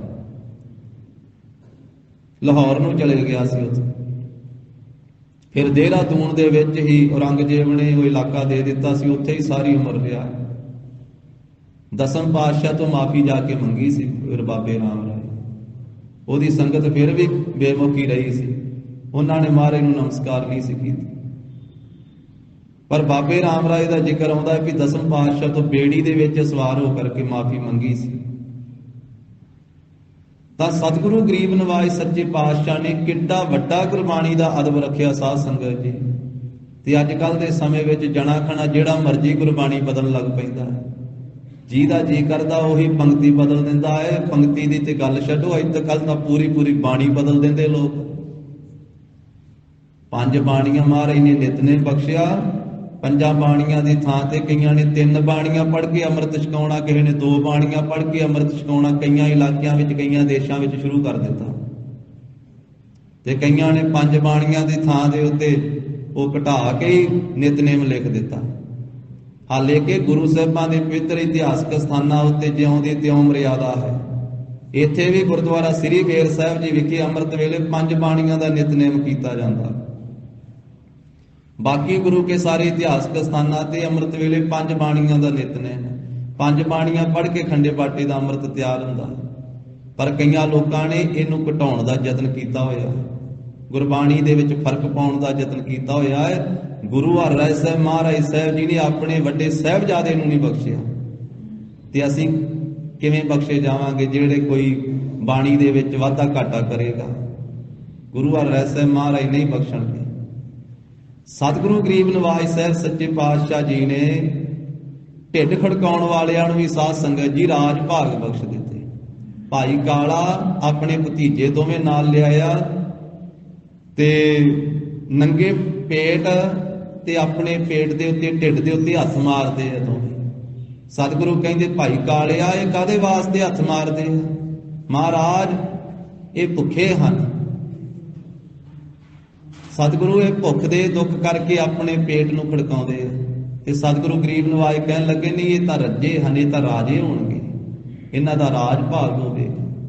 ਉਹ ਮਹਾਰਾਜ ਸਾਹਿਬ ਜੀ ਨੇ ਰਾਜ ਭਾਗ ਸਾਧ ਸੰਗਤ ਜੀ ਬਖਸ਼ਿਆ, ਨਾਭੇ ਪਟਿਆਲੇ ਦੇ ਰਾਜੇ ਹੋਏ। ਤੋ ਐਸੇ ਸਤਿਗੁਰੂ ਹਰਿਰਾਏ ਸਾਹਿਬ ਗਰੀਬ ਨਿਵਾਜ ਸੱਚੇ ਪਾਤਸ਼ਾਹ। ਫਿਰ ਇਸੇ ਤਰ੍ਹਾਂ ਜਿਹੜਾ ਮਹਾਰਾਜ ਨੇ ਦਵਾਖਾਨਾ ਬਣਾਇਆ ਨਾ, ਇਹ ਪਹਿਲਾਂ ਦੀ ਗਾਥਾ ਹੈ ਕਿ ਸ਼ਾਹਜਹਾਨ ਬਾਦਸ਼ਾਹ ਉਦੋਂ ਜਿਉਂਦਾ ਸੀ। ਉਹਦਾ ਜਿਹੜਾ ਵੱਡਾ ਪੁੱਤਰ ਹੈ ਨਾ ਦਾਰਾ ਸ਼ਿਕੋ, ਔਰੰਗਜ਼ੇਬ ਦਾ ਸਭ ਤੋਂ ਵੱਡਾ ਭਰਾ। ਇਹ 4 ਭਰਾ ਹੋਏ ਔਰੰਗਜ਼ੇਬ ਹੋਣੀ, ਔਰੰਗਜ਼ੇਬ, ਸੁਜਾ ਮੁਹੰਮਦ, ਮੁਰਾਦ ਬਖਸ਼ ਤੇ ਸਭ ਤੋਂ ਵੱਡਾ ਸੀ ਦਾਰਾ ਸ਼ਿਕੋ। ਦਾਰਾ ਸ਼ਿਕੋ ਉਹਦੇ ਨਾਲ ਈਰਖਾ ਕਰਕੇ ਔਰੰਗਜ਼ੇਬ ਨੇ ਚੌਲਾਂ ਦੇ ਵਿੱਚ ਸ਼ੇਰ ਦੇ ਮੁੱਛ ਦੇ ਵਾਲ ਉਹ ਕੁਦਰ ਕੇ ਤੇ ਪਵਾ ਕੇ ਖਵਾ ਦਿੱਤੇ ਸੀ ਚੌਲਾਂ ਦੇ ਵਿੱਚ ਦਾਰਾ ਸ਼ਿਕੋ ਨੂੰ। ਤੇ ਉਹਦੇ ਪੇਟ ਵਿੱਚ ਜਦੋਂ ਸ਼ੇਰ ਦੀ ਮੁੱਛ ਦੇ ਵਾਲ ਗਏ ਸੀ ਤੇ ਪੇਟ ਦੇ ਵਿੱਚ ਜ਼ਖਮ ਹੋ ਗਏ, ਪੇਟ ਖਰਾਬ ਹੋ ਗਿਆ, ਖਾਧਾ ਪੀਤਾ ਹਜਮ ਨਾ ਹੋਵੇ ਜਿਉਂਦਾ ਤਿਉਂ, ਤੇ ਸਰੀਰ ਬੜਾ ਕਮਜ਼ੋਰ ਹੋ ਗਿਆ ਤੇ ਮਰਨ ਕਿਨਾਰੇ ਹੋ ਗਿਆ ਦਾਰਾ ਸ਼ਿਕੋ। ਤੇ ਹੁਣ ਬਾਦਸ਼ਾਹ ਸ਼ਾਹਜਹਾਨ ਉਸ ਵੇਲੇ ਗੱਦੀ ਤੇ ਸੀ, ਦਿੱਲੀ ਦਾ ਬਾਦਸ਼ਾਹ ਸ਼ਾਹਜਹਾਨ ਸੀ। ਉਹਨੇ ਪੂਰੇ ਹਿੰਦੁਸਤਾਨ, ਕਿਉਂਕਿ ਬਾਦਸ਼ਾਹ ਲੋਕਾਂ ਕੋਲੋਂ ਵੱਡੇ ਵੱਡੇ ਵੈਦ ਹਕੀਮ ਹੁੰਦੇ, ਹੋਰ ਵੀ ਸਾਰੇ ਹਿੰਦੁਸਤਾਨ 'ਚ ਉਹਨੇ ਵੱਡੇ ਵੱਡੇ ਵੈਦ ਮੰਗਾਏ, ਬਾਹਰਲੇ ਮੁਲਕਾਂ ਤੀਕ ਉਹਨੇ ਵੈਦ ਮੰਗਾਏ, ਦਵਾਈਆਂ ਮੰਗਾਈਆਂ, ਪਰ ਦਾਰਾ ਸ਼ਿਕੋ ਦਾ ਇਲਾਜ ਨਾ ਹੋ ਸਕਿਆ। ਫਿਰ ਵੈਦਾਂ ਨੇ ਦੱਸਿਆ ਕਿ ਬਾਦਸ਼ਾਹ 14 ਸਰਸਾਈ ਦੀ ਹਰੜ ਚਾਹੀਦੀ ਆ ਤੇ 1 ਮਾਸੇ ਦਾ ਲੌਂਗ ਚਾਹੀਦਾ। ਇਸ ਤਰੀਕੇ ਦੀ ਹਰੜ ਹੋਵੇ ਤੇ ਲੌਂਗ ਹੋਵੇ ਤੇ ਫਿਰ ਇਲਾਜ ਹੋ ਸਕਦਾ ਤੁਹਾਡੇ ਪੁੱਤਰ ਦਾਰਾ ਸ਼ਿਕੋ ਦਾ, ਇਹ ਤਾਂ ਬਚ ਸਕਦਾ। ਇਹਦੇ ਪੇਟ ਦੇ ਵਿੱਚੋਂ ਸ਼ੇਰ ਦੀ ਮੁੱਛ ਦੇ ਵਾਲ ਜਿਹੜੇ ਉਹ ਤਾਂ ਨਿਕਲ ਸਕਦੇ ਆ ਇਹਦੇ ਮਿਹਦੇ ਦੇ ਵਿੱਚੋਂ ਜੇ 14 ਸਰਸਾਈ ਦੀ ਹਰੜ 1 ਮਾਸੇ ਦਾ ਲੌਂਗ ਮਿਲੇ। ਉਹਨੇ ਆਖਿਆ ਕਿੱਥੋਂ ਮਿਲ ਸਕਦਾ ਹੈ? ਆਖਿਆ ਦੁਨੀਆ 'ਚ ਹੋਰ ਕਿਤੋਂ ਨਹੀਂ ਮਿਲ ਸਕਦਾ, ਗੁਰੂ ਹਰਿਰਾਏ ਸਾਹਿਬ ਜੀ ਦੇ ਦਵਾਖਾਨੇ 'ਚੋਂ ਮਿਲ ਸਕਦਾ, ਸ੍ਰੀ ਕੀਰਤਪੁਰ ਸਾਹਿਬ ਦੇ ਵਿੱਚੋਂ ਮਿਲ ਸਕਦਾ। ਉਹਨਾਂ ਆਖਿਆ ਬਾਦਸ਼ਾਹ ਭਾਵੇਂ ਤੂੰ ਗੁਰੂ ਘਰ ਨਾਲ ਵੈਰ ਵਿਰੋਧ ਰੱਖਦਾ ਰਿਹਾ ਹੈ, ਕਿਉਂਕਿ ਗੁਰੂ ਹਰਗੋਬਿੰਦ ਸਾਹਿਬ ਮਹਾਰਾਜ ਜੀ ਦੇ ਨਾਲ ਇਹਨੇ 4 ਵਾਰੀ ਫੌਜਾਂ ਚੜਾਈਆਂ ਸੀ, 4 ਜੰਗ ਸ਼ਾਹਜਹਾਨ ਬਾਦਸ਼ਾਹ ਦੀਆਂ ਫੌਜਾਂ ਨਾਲ ਕੀਤੇ ਗੁਰੂ ਹਰਗੋਬਿੰਦ ਸਾਹਿਬ ਮਹਾਰਾਜ ਨੇ। ਉਹਨਾਂ ਆਖਿਆ ਭਾਵੇਂ ਤੂੰ ਵੈਰ ਵਿਰੋਧ ਗੁਰੂ ਘਰ ਨਾਲ ਰੱਖਦਾ ਰਿਹਾ ਵਾ 6ਵੇਂ ਪਾਤਸ਼ਾਹ ਨਾਲ, ਪਰ ਉਹਨਾਂ ਦੀ ਥਾਂ ਤੇ ਹੁਣ ਉਹਨਾਂ ਦੇ ਪੋਤਰੇ ਗੁਰੂ ਹਰਿਰਾਏ ਸਾਹਿਬ ਗੁਰਤਾਗੱਦੀ ਦੇ ਮਾਲਕ ਆ, ਕੀਰਤਪੁਰ ਸਾਹਿਬ ਵਿੱਚ ਸੋਭਾ ਪਾਉਂਦੇ ਆ।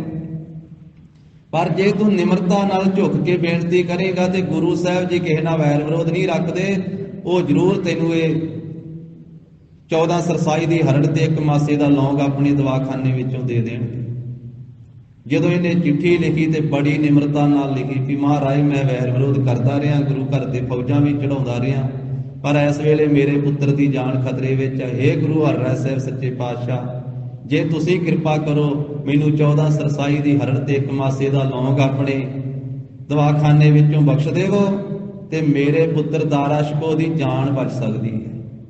ਜਦੋਂ ਚਿੱਠੀ ਕੀਰਤਪੁਰ ਸਾਹਿਬ ਆਈ, ਪੜ੍ਹਨ ਵਾਲਿਆਂ ਨੇ ਪੜ੍ਹ ਕੇ ਸੁਣਾਈ ਤੇ ਗੁਰੂ ਹਰਿਰਾਏ ਸਾਹਿਬ ਮਹਾਰਾਜ ਸਾਹਿਬ ਜੀ ਨੇ ਉਸ ਵੇਲੇ ਸੁਣ ਕੇ ਤੇ ਸੰਗਤ ਵਿੱਚ ਆਖਿਆ, ਸੰਗਤ ਜੀ ਗੁਰੂ ਘਰ ਦਾ ਕਿਸੇ ਨਾਲ ਵੈਰ ਵਿਰੋਧ ਨਹੀਂ, ਤੇ ਜਿਹੜਾ ਕੋਈ ਗੁਰੂ ਘਰ ਦੀ ਸ਼ਰਨ ਪੈਂਦਾ ਹੈ ਝੁਕ ਕੇ ਤੇ ਗੁਰੂ ਘਰ ਨਿਮਾਣਿਆਂ ਨੂੰ ਮਾਣ ਦਿੰਦਾ। ਇੱਥੇ ਜਿਹੜਾ ਵੀ ਝੁਕ ਕੇ ਆਉਂਦਾ ਤੇ ਬਾਦਸ਼ਾਹ ਗੁਰੂ ਘਰ ਦੇ ਅੱਗੇ ਝੁਕਿਆ ਹੈ। ਉਹਨੇ ਤਰਲਾ ਪਾਇਆ ਇਸ ਕਰਕੇ ਉਹਨੂੰ ਇਹ ਜਿਹੜੀਆਂ ਵਸਤੂਆਂ ਦਿੱਤੀਆਂ ਜਾਣਗੀਆਂ। ਨਾਲੇ ਦੂਜੀ ਗੱਲ ਇਹ ਹੈ, ਮਹਾਰਾਜ ਕਹਿਣ ਲੱਗੇ ਵੀ ਦਾਰਾਸ਼ਕੋ ਧਰਮੀ ਬੰਦਾ ਹੈ, ਉਹ ਪੀਰਾਂ ਫਕੀਰਾਂ ਸਾਧੂਆਂ ਸੰਤਾਂ ਦੀ ਸੰਗਤ ਕਰਨ ਵਾਲਾ ਤੇ ਨਾਮ ਜਪਣ ਵਾਲਾ ਬੰਦਾ ਹੈ ਦਾਰਾਸ਼ਕੋ। ਸਾਰੇ ਸਾਧ ਸੰਗਤ ਜੀ ਪਾਪੀ ਨਹੀਂ ਹੁੰਦੇ, ਸਾਰੇ ਜ਼ਾਲਮ ਨਹੀਂ ਹੁੰਦੇ, ਇੱਕੇ ਪਰਿਵਾਰ ਦੇ ਮੈਂਬਰ। ਜੇ ਕੋਈ ਜ਼ੁਲਮ ਕਰਨ ਵਾਲਾ ਵੀ ਹੈ ਤੇ ਕੋਈ ਧਰਮੀ ਵੀ ਉਹਨਾਂ ਦੇ ਵਿੱਚ ਹੁੰਦਾ ਹੈ, ਕੋਈ ਨਾ ਕੋਈ। ਗੁਰੂ ਹਰਿਰਾਏ ਸਾਹਿਬ ਜੀ ਨੇ ਆਖਿਆ ਸੀ ਦਾਰਾਸ਼ਕੋ ਧਰਮੀ ਬੰਦਾ ਹੈ, ਤੇ ਉਹਦੀ ਜਾਨ ਜੇ ਇਹਨਾਂ ਵਸਤੂਆਂ ਕਰਕੇ ਬਚ ਸਕਦੀ ਹੈ ਤੇ ਅਸੀਂ ਜ਼ਰੂਰ ਦੇਵਾਂਗੇ। ਫਿਰ ਮਹਾਰਾਜ ਨੇ 14 ਸਰਸਾਈ ਦੀ ਹਰੜ ਤੇ 1 ਮਾਸੇ ਦਾ ਲੌਂਗ ਦਿੱਤਾ ਸੀ, ਜਿਸ ਕਰਕੇ ਫਿਰ ਦਾਰਾਸ਼ਕੋ ਦੇ ਪੇਟ ਦੇ ਵਿੱਚੋਂ ਸ਼ੇਰ ਦੀ ਮੁੱਛ ਦੇ ਵਾਲ ਨਿਕਲੇ ਸੀ, ਉਹਦਾ ਪੇਟ ਠੀਕ ਹੋਇਆ ਸੀ ਤੇ ਉਹਦੀ ਜਾਨ ਬਚੀ ਸੀ। ਫਿਰ ਸਮੇਂ ਦੇ ਨਾਲ ਸ਼ਾਹਜਹਾਨ ਬਾਦਸ਼ਾਹ ਨੂੰ ਵੀ ਔਰੰਗਜ਼ੇਬ ਨੇ ਕੈਦ ਕਰਕੇ ਮਾਰਿਆ, ਆਪਣੇ ਦੂਸਰੇ ਦੋਹਾਂ ਭਰਾਵਾਂ ਨੂੰ ਵੀ, ਸੁਜਾ ਮੁਹੰਮਦ ਨੂੰ ਵੀ, ਮੁਰਾਦ ਬਖਸ਼ ਨੂੰ ਵੀ ਮਾਰਿਆ। ਦਾਰਾਸ਼ਕੋ ਦੇ ਇਹਦੇ ਮਗਰ ਵੀ ਫੌਜਾਂ ਲਾ ਦਿੱਤੀਆਂ ਤੇ ਦਾਰਾਸ਼ਕੋ ਆਪਣੀਆਂ ਫੌਜਾਂ ਸਮੇਤ ਕੀਰਤਪੁਰ ਸਾਹਿਬ ਦੇ ਇਲਾਕੇ ਵਿੱਚ ਆਇਆ। ਮਗਰ ਔਰੰਗਜ਼ੇਬ ਦੀਆਂ ਫੌਜਾਂ ਆ ਰਹੀਆਂ। ਉਸ ਵੇਲੇ ਇਹਨੇ ਗੁਰੂ ਹਰਿਰਾਏ ਸਾਹਿਬ ਜੀ ਦੇ ਦਰਸ਼ਨ ਕੀਤੇ, ਮਹਾਰਾਜ ਨੂੰ ਨਮਸਕਾਰ ਕੀਤੇ ਤੇ ਸਤਿਗੁਰਾਂ ਨੇ ਬਚਨ ਕੀਤਾ ਵੀ ਦਾਰਾਸ਼ਕੋ ਜੇ ਤੂੰ ਆਖੇ ਤੇ ਤੈਨੂੰ ਦਿੱਲੀ ਦਾ ਰਾਜ ਭਾਗ ਦਵਾ ਦਈਏ। ਇਹਨੇ ਆਖਿਆ ਮਹਾਰਾਜ ਵੀ ਮੈਨੂੰ ਤਾਂ ਰਾਜ ਦੀ ਇੱਛਾ ਹੀ ਨਹੀਂ ਹੈ, ਪਰ ਮੇਰਾ ਭਰਾ ਔਰੰਗਜ਼ੇਬ ਉਹ ਮੇਰੇ ਨਾਲ ਐਵੇਂ ਵਿਤਕਰਾ ਕਰਦਾ, ਈਰਖਾ ਕਰਦਾ, ਮੈਨੂੰ ਮਾਰਨਾ ਚਾਹੁੰਦਾ ਹੈ ਤੇ ਸਤਿਗੁਰੂ ਕਿਰਪਾ ਕਰੋ, ਮੈਨੂੰ ਦੁਨੀਆ ਦੇ ਰਾਜ ਦੀ ਇੱਛਾ ਨਹੀਂ, ਮੈਨੂੰ ਪ੍ਰਲੋਕ ਦਾ ਰਾਜ ਦਿਓ। ਤੇ ਗੁਰੂ ਹਰਿਰਾਏ ਸਾਹਿਬ ਜੀ ਨੇ ਫਿਰ ਬਚਨ ਕੀਤਾ ਸੀ ਕਿ ਦਾਰਾਸ਼ਕੋ ਤੈਨੂੰ ਪ੍ਰਲੋਕ ਦਾ ਰਾਜ ਦਿੱਤਾ।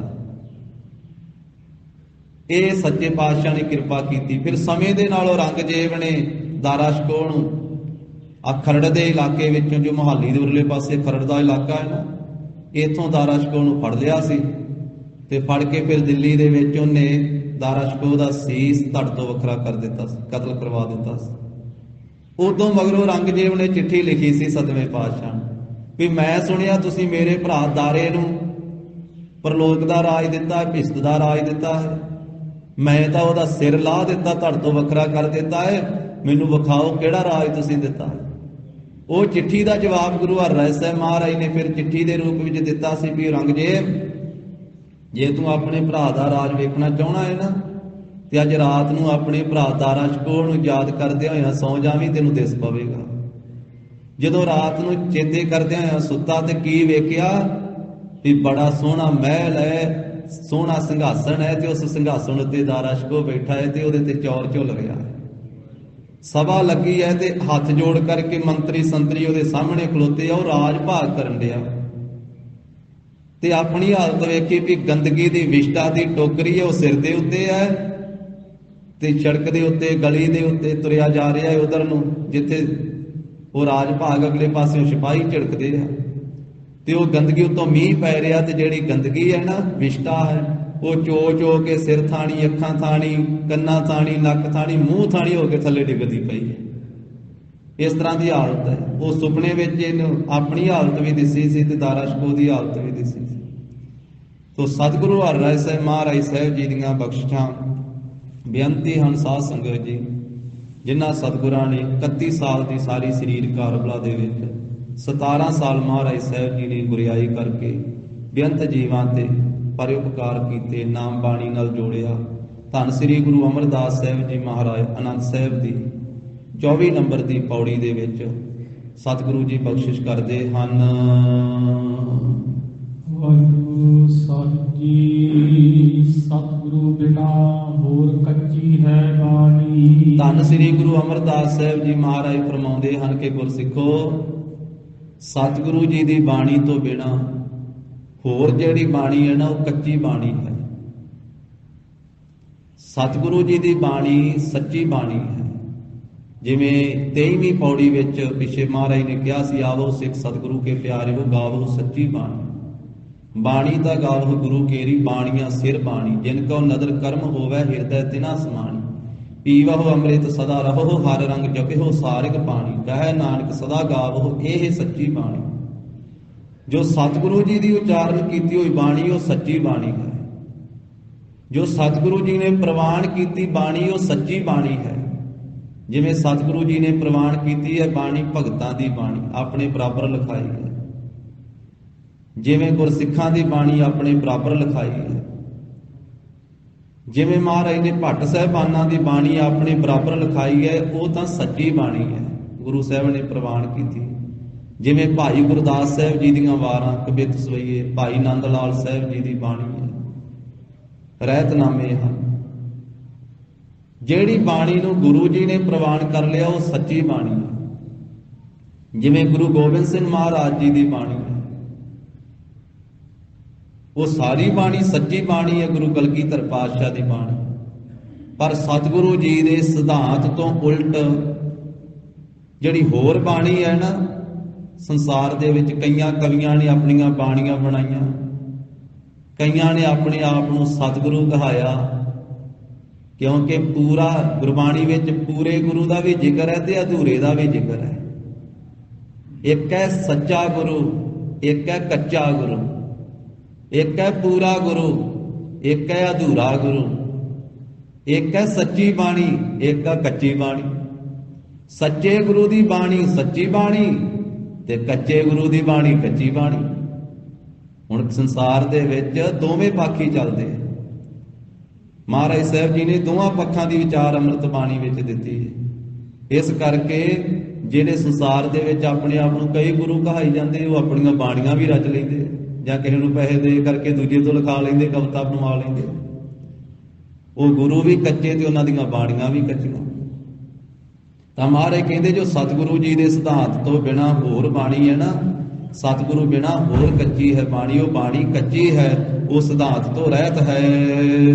ਬਾਣੀ ਤਾਂ ਕੱਚੀ ਸਤਿਗੁਰੂ ਬਾਝੋ। ਇਹ ਭਾਈ ਸਤਿਗੁਰੂ ਜੀ ਤੋਂ ਬਿਨਾਂ ਜਿਹੜੀ ਬਾਣੀ ਹੋਰ ਕੋਈ ਹੈ ਉਹ ਕੱਚੀ ਹੈ। ਹੋਰ ਕੱਚੀ ਬਾਣੀ ਜਿਹੜੀ ਗੁਰੂ ਕੇ ਸਿਧਾਂਤ ਤੋਂ ਬਿਨਾਂ ਹੋਰ ਜਿਹੜੀ ਬਾਣੀ ਹੈ ਉਹ ਬਾਣੀ ਕੱਚੀ ਹੈ, ਉਹਦੇ ਵਿੱਚ ਸਿਧਾਂਤ ਪੱਕਾ ਨਹੀਂ ਹੈ, ਉਹ ਕਚਿਆਈ ਵਾਲਾ ਹੈ, ਉਹ ਕੱਚਿਆਂ ਪਿੱਲਿਆਂ ਦੀ ਬਣਾਈ ਹੋਈ ਕੱਚੀ ਬਾਣੀ ਹੈ। ਕਹਦੇ ਕੱਚੇ ਸੁਣਦੇ ਕੱਚੇ, ਉਹਨਾਂ ਨੂੰ ਕਹਿਣ ਵਾਲੇ ਵੀ ਕੱਚੇ ਤੇ ਉਸ ਬਾਣੀ ਨੂੰ ਸੁਣਨ ਵਾਲੇ ਵੀ ਕੱਚੇ। ਜਿਹੜੀ ਬਾਣੀ ਕੱਚੀ ਹੈ ਤੇ ਬਾਣੀ ਨੂੰ ਕਹਿਣ ਵਾਲੇ ਪੜ੍ਹਨ ਵਾਲੇ ਵੀ ਕੱਚੇ ਤੇ ਸੁਣਨ ਵਾਲੇ ਵੀ ਕੱਚੇ ਆ, ਉਹਨਾਂ ਦਾ ਵੀ ਜੀਵਨ ਸਚਾਈ ਵਾਲਾ ਨਹੀਂ ਹੁੰਦਾ ਹੈ, ਕਚਿਆਈ ਵਾਲਾ ਰਹਿ ਜਾਂਦਾ ਹੈ। ਕੱਚੀ ਆਖ ਵਖਾਣੀ, ਜਿਨ੍ਹਾਂ ਨੇ ਆਖ ਕਰਕੇ ਵਿਆਖਿਆ ਕੀਤੀ ਨਾ ਉਸ ਕੱਚੀ ਬਾਣੀ ਦੀ, ਉਹ ਮਹਾਰਾਜ ਕਹਿੰਦੇ ਕੱਚਿਆਂ ਨੇ ਆਖ ਕਰਕੇ ਉਸ ਬਾਣੀ ਦਾ ਕਥਨ ਕੀਤਾ, ਵਿਆਖਿਆ ਕੀਤੀ ਹੈ। ਹਰ ਹਰ ਨਿਤ ਕਰਹਿ ਰਸਨਾ, ਭਾਵੇਂ ਉਹ ਨਿਤਾ ਪ੍ਰਤੀ ਰਸਨਾ ਤੋਂ ਹਰ ਹਰ ਵੀ ਬਥੇਰਾ ਕਰਦੇ ਹਨ। ਕਹਿਆ ਕਛੂ ਨਾ ਜਾਣੀ, ਪਰ ਉਹਨਾਂ ਨੇ ਜੋ ਆਪਣੀ ਰਸਨਾ ਤੋਂ ਹੀ ਕਹਿਆ ਹੈ ਨਾ, ਉਹ ਆਪਣੇ ਕਹੇ ਹੋਏ ਨੂੰ ਹੀ ਕੁਝ ਕਰਕੇ ਨਹੀਂ ਜਾਣਦੇ। ਭਾਵ ਉਹਨਾਂ ਨੇ ਉਸ ਸਿਧਾਂਤ ਨੂੰ ਆਪਣੇ ਹਿਰਦੇ ਨਹੀਂ ਵਸਾਇਆ ਹੋਇਆ, ਸਿਰਫ ਕਹਿਣ ਮਾਤਰ ਹੀ ਕਿਹਾ ਹੈ। ਇਸ ਤਰ੍ਹਾਂ ਦੀ ਉਹਨਾਂ ਦੀ ਹਾਲਤ ਹੈ। ਭਾਵੇਂ ਨਿਤਾ ਪ੍ਰਤੀ ਵਿਖਾਵੇ ਮਾਤਰ ਬਹੁਤਾ ਹਰ ਹਰ ਕਰਦੇ ਹਨ, ਵੇਖਣ ਵਾਲਿਆਂ ਨੂੰ ਲੱਗਦਾ ਬਹੁਤਾ ਨਾਮ ਜਪਦੇ ਹਨ। ਚਿਤ ਜਿਨ ਕਾ ਹਿਰਲਿਆ ਮਾਇਆ, ਮਹਾਰਾਜ ਕਹਿੰਦੇ ਜਿਨ੍ਹਾਂ ਦਾ ਚਿੱਤ ਹੀ ਚੁਰਾ ਲਿਆ ਹੈ ਮਾਇਆ, ਮਾਇਆ ਨਹੀਂ ਹਿਰ ਲਿਆ, ਮਾਇਆ ਨਹੀਂ ਚੁਰਾ ਲਿਆ, ਮਾਇਆ ਵਿੱਚ ਹੀ ਮੋਹਤ ਹੋ ਗਏ ਹਨ। ਬੋਲਣ ਪਏ ਰਵਾਨੀ, ਉਹਨਾਂ ਨੂੰ ਤੇ ਐਵੇਂ ਜਿਹੜੀ ਬੋਲਣ ਦੀ ਰਵਾਨੀ ਆਦਤ ਹੀ ਪਈ ਹੋਈ ਹੈ, ਬੋਲਦੇ ਪਏ ਹਨ। ਉਹ ਰਵਾਨੀ ਜਿਵੇਂ ਹਵਾ ਦੇ ਬੁੱਲੇ ਆਉਂਦੇ ਚਲੇ ਜਾਂਦੇ, ਉਹਨਾਂ ਦਾ ਬੋਲਣਾ ਹਵਾ ਦੀ ਤਰ੍ਹਾਂ ਫਜ਼ੂਲ ਹੈ, ਉਹ ਵਿਅਰਥ ਹੀ ਬੋਲਦੇ ਹਨ। ਬੋਲੀ ਤਾਂ ਜਾਂਦੇ ਆ, ਸੁਣਨ ਵਾਸਤੇ ਵੀ ਬਥੇਰਾ ਇਕੱਠ ਹੋ ਜਾਂਦਾ ਹੈ, ਲੱਖਾਂ ਦਾ ਇਕੱਠ ਵੀ ਹੋ ਜਾਂਦਾ ਹੈ ਉਹਨਾਂ ਨੂੰ ਸੁਣਨ ਵਾਲਿਆਂ ਦਾ, ਪਰ ਉਹ ਮਹਾਰਾਜ ਕਹਿੰਦੇ ਹਵਾ ਦੇ ਬੁੱਲਿਆਂ ਦੀ ਤਰ੍ਹਾਂ ਹੈ, ਫਜ਼ੂਲ ਵਿਅਰਥ ਹੀ ਬੋਲ ਰਹੇ ਆ, ਉਹਦੇ ਵਿੱਚ ਕੋਈ ਸੱਚਾ ਸਿਧਾਂਤ ਨਹੀਂ ਹੈ। ਕਈਆਂ ਨੇ ਸਾਧ ਸੰਗਤ ਜੀ ਗੁਰੂ ਨਾਨਕ ਸਾਹਿਬ ਮਹਾਰਾਜ ਜੀ ਦਾ ਨਾਮ ਲਿਖ ਦਿੱਤਾ, ਕਵਿਤਾ ਆਪਣੀ ਘੜ ਲਈ ਤੇ ਨਾਮ ਮਹਾਰਾਜ ਦਾ ਵਿੱਚ ਦੇ ਦਿੱਤਾ, ਭੁਲੇਖਾ ਪਾਉਣ ਵਾਸਤੇ ਵੀ ਇਹ ਗੁਰੂ ਕੀ ਬਾਣੀ ਹੈ। ਇਸੇ ਕਰਕੇ ਪੰਜਵੇਂ ਪਾਤਸ਼ਾਹ ਮਹਾਰਾਜ ਨੇ ਭਾਈ ਗੁਰਦਾਸ ਸਾਹਿਬ ਜੀ ਤੋਂ ਸ੍ਰੀ ਰਾਮਸਰ ਸਾਹਿਬ ਵਿਖੇ ਬਾਣੀ ਸਾਰੀ ਲਿਖਾ ਕੇ ਪਾਵਨ ਸਰੂਪ ਤਿਆਰ ਕਰਵਾਇਆ ਸੀ। ਮਹਾਰਾਜ ਕਹਿਣ ਲੱਗੇ ਕੱਚੇ ਲੋਕ ਬਾਣੀ ਵਿੱਚ ਰਲਾ ਪਾਉਣ ਲੱਗ ਪਏ ਹਨ, ਕੱਚੀ ਕਵਿਤਾ ਲਿਖ ਕੇ ਗੁਰੂ ਨਾਨਕ ਸਾਹਿਬ ਮਹਾਰਾਜ ਜੀ ਦਾ ਨਾਮ ਵਿੱਚ ਲਿਖਣ ਲੱਗ ਪਏ, ਮੀਣੇ ਵੀ ਲਿਖਣ ਲੱਗ ਪਏ। ਬਾਬੇ ਪ੍ਰਿਥੀ ਚੰਦ ਦਾ ਪੁੱਤਰ ਔਰ ਪੋਤਰਾ ਉਹ ਆਪਣੀ ਕਵਿਤਾ ਬਣਾ ਕਰਕੇ ਨਾਮ ਗੁਰੂ ਨਾਨਕ ਸਾਹਿਬ ਜੀ ਦਾ ਦੇ ਦਿੰਦੇ ਸੀ। ਉਹ ਕਈ ਜਿਹੜੀਆਂ ਉਹ ਲੈਣਾ ਹਨ ਉਹ ਸੰਸਾਰ ਦੇ ਵਿੱਚ ਬੜੀਆਂ ਪ੍ਰਸਿੱਧ ਤੇ ਆਮ ਹੀ ਕਈ ਗੁਰਸਿੱਖ ਵੀ ਬੋਲ ਦਿੰਦੇ ਹਨ। ਜਿਵੇਂ ਕਹਿ ਦਿੱਤਾ ਜਾਂਦਾ, ਨਾਮ ਖਮਾਰੀ ਨਾਨਕਾ ਚੜੀ ਰਹੇ ਦਿਨ ਰਾਤ। ਇਹ ਗੁਰੂ ਗ੍ਰੰਥ ਸਾਹਿਬ ਜੀ ਦੇ ਵਿੱਚ ਆਈ ਹੋਈ ਪੰਕਤੀ ਨਹੀਂ ਹੈ, ਗੁਰੂ ਕੀ ਬਾਣੀ ਨਹੀਂ ਹੈ। ਸੋ ਇਸ ਤਰੀਕੇ ਦੇ ਨਾਲ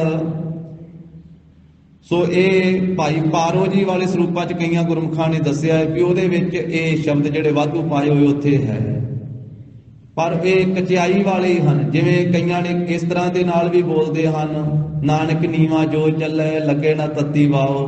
ਹੁਣ ਇਹ ਵੀ ਗੁਰੂ ਕੀ ਬਾਣੀ ਨਹੀਂ ਹੈ। ਗੁਰੂ ਕੀ ਬਾਣੀ ਤਾਂ ਹੈ ਪੰਜਵੇਂ ਪਾਤਸ਼ਾਹ ਦਾ ਸ਼ਬਦ ਬਿਲਾਵਲ ਰਾਗ ਵਿੱਚ, ਤਾਤੀ ਵਾਓ ਨਾ ਲੱਗਈ ਪਾਰ ਬ੍ਰਹਮ ਸਰਣ ਆਈ, ਚੌਗਿਰਦ ਹਮਾਰੇ ਰਾਮ ਕਰ ਦੁੱਖ ਲੱਗੇ ਨਾ ਭਾਈ। ਇਹ ਤਾਂ ਗੁਰੂ ਕੀ ਬਾਣੀ ਹੈ, ਪਰ ਨਾਨਕ ਨੀਵਾ ਜੋ ਚੱਲੇ ਲੱਗੇ ਨਾ ਤੱਤੀ ਵਾਓ ਇਹ ਨਹੀਂ ਮਹਾਰਾਜ ਦੀ ਪੰਕਤੀ। ਇਹ ਤੇ ਉਂਝ ਹੀ ਲੋਕਾਂ ਦੀ ਬਣਾਈ ਹੋਈ ਹੈ। ਹੁਣ ਗੁਰੂ ਨਾਨਕ ਸਾਹਿਬ ਦਾ ਕੋਈ ਨਾਮ ਦੇ ਦੇਵੇਗਾ, ਉਹ ਗੁਰੂ ਕੀ ਬਾਣੀ ਥੋੜਾ ਬਣ ਜਾਣੀ ਹੈ। ਤੋ ਇਸ ਤਰੀਕੇ ਦੇ ਨਾਲ ਤੇ ਜਿਨ੍ਹਾਂ ਸ਼ਬਦਾਂ ਵਿੱਚ ਗੁਰੂ ਨਾਨਕ ਸਾਹਿਬ ਜੀ ਦਾ ਨਾਮ ਨਹੀਂ ਆਉਂਦਾ ਹੈ, ਇਹਦਾ ਭਾਵੇਂ ਵੀ ਨਹੀਂ ਹੈ ਵੀ ਉਹ ਗੁਰੂ ਕੀ ਬਾਣੀ ਨਹੀਂ ਹੈ। ਜਿਵੇਂ ਜਾਪ ਸਾਹਿਬ ਹੈ, ਸਵਈਏ ਆ, ਚੌਪਈ ਸਾਹਿਬ ਹੈ, ਦਸਮ ਪਾਤਸ਼ਾਹ ਦੀ ਬਾਣੀ ਵਿੱਚ ਗੁਰੂ ਨਾਨਕ ਸਾਹਿਬ ਜੀ ਦਾ ਨਾਮ ਨਹੀਂ ਆਉਂਦਾ ਹੈ, ਪਰ ਗੁਰੂ ਗੋਬਿੰਦ ਸਿੰਘ ਜੀ ਦੀ ਉਚਾਰਨ ਕੀਤੀ ਹੋਈ ਬਾਣੀ ਹੈ। ਜਪਜੀ ਸਾਹਿਬ ਦੇ ਵਿੱਚ ਹੀ ਮਹਾਰਾਜ ਸਾਹਿਬ ਜੀ ਦੀ ਅੰਮ੍ਰਿਤ ਬਾਣੀ 'ਚ 12 ਪੌੜੀਆਂ ਵਿੱਚ ਗੁਰੂ ਨਾਨਕ ਸਾਹਿਬ ਜੀ ਦਾ ਨਾਮ ਨਹੀਂ ਆਉਂਦਾ ਹੈ। ਸਾਰੇ ਜਪਜੀ ਸਾਹਿਬ ਦੇ ਵਿੱਚ 30 ਵਾਰੀ ਗੁਰੂ ਨਾਨਕ ਸਾਹਿਬ ਮਹਾਰਾਜ ਸੱਚੇ ਪਾਤਸ਼ਾਹ ਪਹਿਲੇ ਪਾਤਸ਼ਾਹ ਗਰੀਬ ਨਵਾਜ ਜੀ ਦਾ ਨਾਮ ਆਇਆ। 2 ਪੌੜੀਆਂ ਐਸੀਆਂ ਹਨ ਜਪਜੀ ਸਾਹਿਬ ਜੀ ਦੀਆਂ ਜਿਨ੍ਹਾਂ ਦੋਹਾਂ ਪੌੜੀਆਂ ਦੇ ਵਿੱਚ 2-2 ਵਾਰੀ ਨਾਮ ਆਇਆ ਹੈ ਗੁਰੂ ਨਾਨਕ ਸਾਹਿਬ ਜੀ ਦਾ। ਬਾਕੀ ਪੌੜੀਆਂ ਵਿੱਚ 1-1 ਵਾਰੀ ਨਾਮ ਆਇਆ ਹੈ। ਤੇ 12 ਪੌੜੀਆਂ ਜਪਜੀ ਸਾਹਿਬ ਜੀ ਦੀਆਂ ਐਸੀਆਂ ਹਨ ਜਿਨ੍ਹਾਂ ਵਿੱਚ ਨਾਮ ਆਇਆ ਹੀ ਨਹੀਂ ਹੈ ਗੁਰੂ ਨਾਨਕ ਸਾਹਿਬ ਜੀ ਦਾ।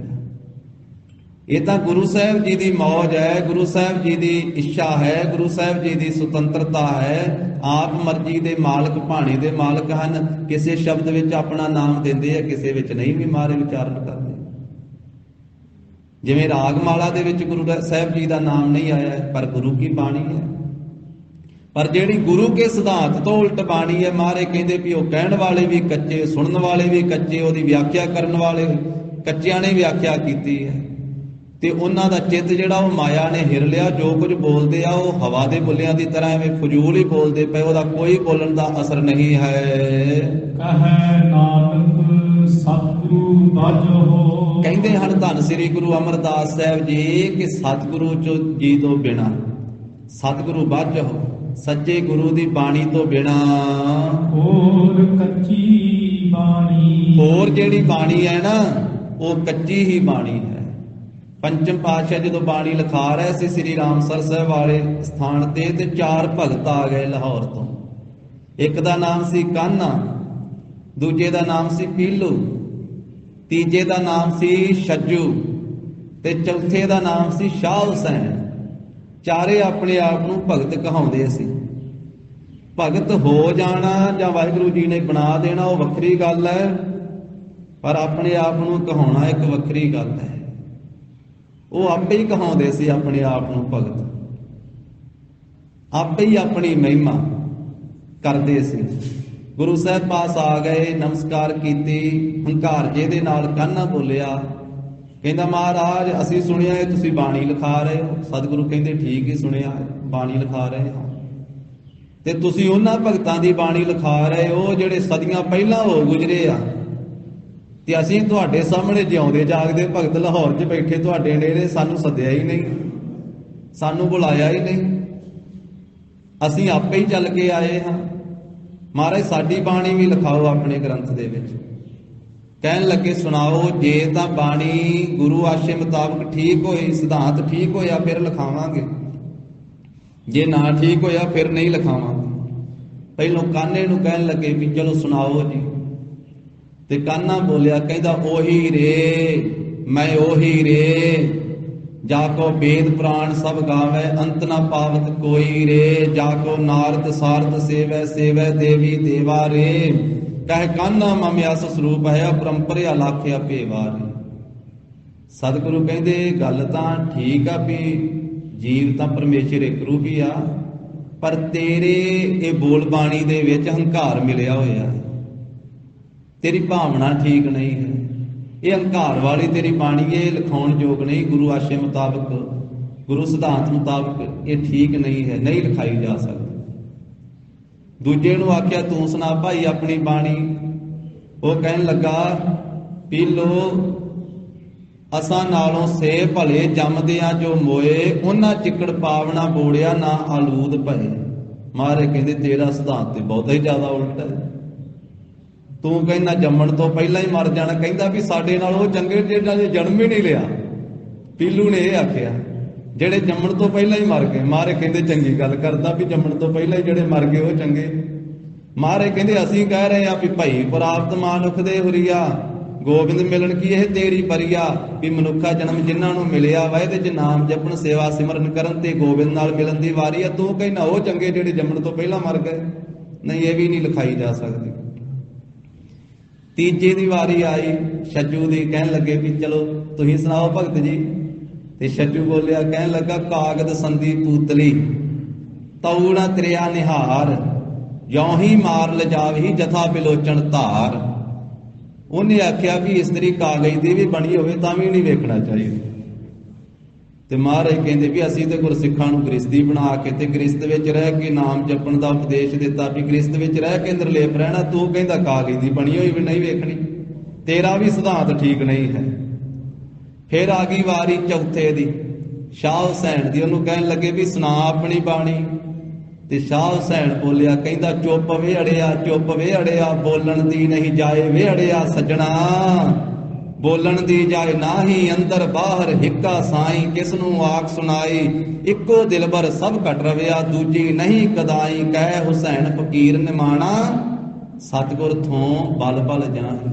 ਤੇ ਮਹਾਰਾਜ ਕਹਿੰਦੇ ਤੂੰ ਵੀ ਅੜਿਆ ਚੁੱਪ ਹੀ ਰਹਿ, ਤੇਰੀ ਬਾਣੀ ਵੀ ਲਿਖਾਉਣ ਵਾਲੀ ਨਹੀਂ। ਚਾਰੇ ਨਿਰਾਸ਼ ਹੋ ਕਰਕੇ ਮੁੜੇ ਸੀ ਤੇ ਕਾਨਾ ਬਹੁਤਾ ਗੁੱਸੇ ਵਿੱਚ ਆਇਆ, ਕਈ ਕੁਝ ਬੋਲਦਾ ਗਿਆ ਸੀ। ਤੇ ਮਹਾਰਾਜ ਸਾਹਿਬ ਜੀ ਨੇ ਆਖਿਆ ਨਹੀਂ, ਇਹ ਬਾਣੀ ਨਹੀਂ ਲਿਖਾਈ ਜਾ ਸਕਦੀ, ਇਹ ਕੱਚੀ ਬਾਣੀ। ਤੋ ਸਾਧ ਸੰਗਤ ਜੀ, ਅਨੇਕ ਪ੍ਰਕਾਰ ਦੀ ਲੋਕਾਂ ਨੇ ਆਪਣੀਆਂ ਕਵਿਤਾਵਾਂ ਬਣਾਈਆਂ ਸੰਸਾਰ ਦੇ ਵਿੱਚ, ਪਰ ਜਿਹੜੀ ਬਾਣੀ ਗੁਰੂ ਸਾਹਿਬ ਨੇ ਪ੍ਰਵਾਨ ਕੀਤੀ ਉਹ ਮਹਾਰਾਜ ਕਹਿੰਦੇ ਭਾਈ ਬਾਣੀ ਪੜ੍ਹਨੀ ਹੈ, ਸੁਣਨੀ ਹੈ। ਜੋ ਗੁਰੂ ਘਰ ਦੀ ਬਾਣੀ ਹੈ, ਸਤਿਗੁਰਾਂ ਦੀ ਉਚਾਰਨ ਕੀਤੀ ਹੋਈ ਬਾਣੀ, ਧੰਨ ਗੁਰੂ ਗ੍ਰੰਥ ਸਾਹਿਬ ਜੀ ਦੀ ਬਾਣੀ ਸੱਚੀ ਬਾਣੀ ਹੈ, ਦਸ਼ਮੇਸ਼ ਪਾਤਸ਼ਾਹ ਜੀ ਦੀ ਸੱਚੀ ਬਾਣੀ ਹੈ, ਭਾਈ ਨੰਦ ਲਾਲ ਸਾਹਿਬ ਜੀ ਦੀ ਸੱਚੀ ਬਾਣੀ ਹੈ, ਭਾਈ ਗੁਰਦਾਸ ਸਾਹਿਬ ਜੀ ਦੀ ਬਾਣੀ ਸੱਚੀ ਬਾਣੀ ਹੈ। ਉਹਨਾਂ ਬਾਣੀਆਂ ਦੀ ਗੁਰੂ ਘਰਾਂ ਵਿੱਚ ਕੀਰਤਨ ਵੀ ਹੁੰਦਾ ਹੈ। ਸੱਚਖੰਡ ਹਰਮੰਦਰ ਸਾਹਿਬ ਵਿੱਚ ਵੀ ਕੀਰਤਨ ਹੁੰਦਾ ਭਾਈ ਗੁਰਦਾਸ ਸਾਹਿਬ ਜੀ ਦੀ ਬਾਣੀ ਦਾ, ਦਸਮ ਪਾਤਸ਼ਾਹ ਦੀ ਬਾਣੀ ਦਾ, ਭਾਈ ਨੰਦ ਲਾਲ ਸਾਹਿਬ ਜੀ ਦੀ ਬਾਣੀ ਦਾ ਕਥਾ ਵਿਆਖਿਆ ਵੀ ਹੁੰਦੀ ਹੈ। ਇਹ ਬਾਣੀ ਸੱਚੀ ਹੈ, ਪਰ ਸਤਿਗੁਰੂ ਜੀ ਦੇ ਸਿਧਾਂਤ ਤੋਂ ਬਿਨਾਂ ਬਾਕੀ ਮਹਾਰਾਜ ਕਹਿੰਦੇ ਜੋ ਭਾਈ ਬਾਣੀ ਹੈ ਉਹ ਕੱਚੀ ਹੈ, ਤੇ ਕੱਚੀ ਨੂੰ ਕਹਿਣ ਵਾਲੇ ਵੀ ਕੱਚੇ, ਉਹਨਾਂ ਦਾ ਜੀਵਨ ਵੀ ਕਚਿਆਈ ਵਾਲਾ ਰਹਿੰਦਾ ਹੈ। ਰੀਸ ਭਾਵੇਂ ਕਰ ਲੈਣ ਗੁਰੂ ਕੀ ਬਾਣੀ ਦੀ ਰੀਸ ਵੀ ਕੀਤੀ ਜਾਂਦੀ। ਕਈਆਂ ਨੇ ਰੀਸੋ ਰੀਸ ਨਾ, ਸਭ ਤੋਂ ਪਹਿਲਾਂ ਗੁਰੂ ਗ੍ਰੰਥ ਸਾਹਿਬ ਜੀ ਤੋਂ ਬਿਨਾਂ ਸੰਸਾਰ ਵਿੱਚ ਕਿਸੇ ਗ੍ਰੰਥ ਤੇ ਚੌਰ ਨਹੀਂ ਸੀ ਝੁਲਦਾ। ਸਿਰਫ ਗੁਰੂ ਗ੍ਰੰਥ ਸਾਹਿਬ ਮਹਾਰਾਜ ਸਾਹਿਬ ਜੀ ਦੀ ਬਾਣੀ ਤੇ ਗੁਰੂ ਘਰ ਦੀ ਬਾਣੀ ਜਿੰਨੀ ਵੀ ਹੈ, ਦਸਮ ਮਹਾਰਾਜ ਦੀ ਬਾਣੀ ਤੇ ਗੁਰੂ ਘਰ ਦੇ ਤਾਂ ਸ਼ਸਤਰਾਂ ਉੱਤੇ ਵੀ ਮਹਾਰਾਜ ਨੇ ਚੌਰ ਚਲਾਇਆ। ਗੁਰੂ ਸਾਹਿਬਾਂ ਤੇ ਚੌਰ ਝੁਲਿਆ ਤੇ ਗੁਰੂ ਗ੍ਰੰਥ ਸਾਹਿਬ ਜੀ ਦੀ ਬਾਣੀ, ਦਸਮ ਮਹਾਰਾਜ ਦੀ ਬਾਣੀ ਤੇ ਚੌਰ ਝੁਲਿਆ। ਪ੍ਰਕਾਸ਼ ਕੀਤਾ ਜਾਂਦਾ, ਅਰਦਾਸ ਗੁਰੂ ਸਾਹਿਬ ਜੀ ਦੇ ਅੱਗੇ ਕੀਤੀ ਜਾਂਦੀ, ਸੁੱਖ ਹਾਸਲ ਕੀਤਾ ਜਾਂਦਾ। ਹੁਣ ਤਾਂ ਸੰਸਾਰ ਦੇ ਉੱਤੇ ਪਹਿਲਾਂ ਤੇ ਉਤਰਾ ਹੀ ਚੁੱਕ ਕੇ ਆਪਣੇ ਗ੍ਰੰਥ ਤੁਰਦੇ ਸੀ।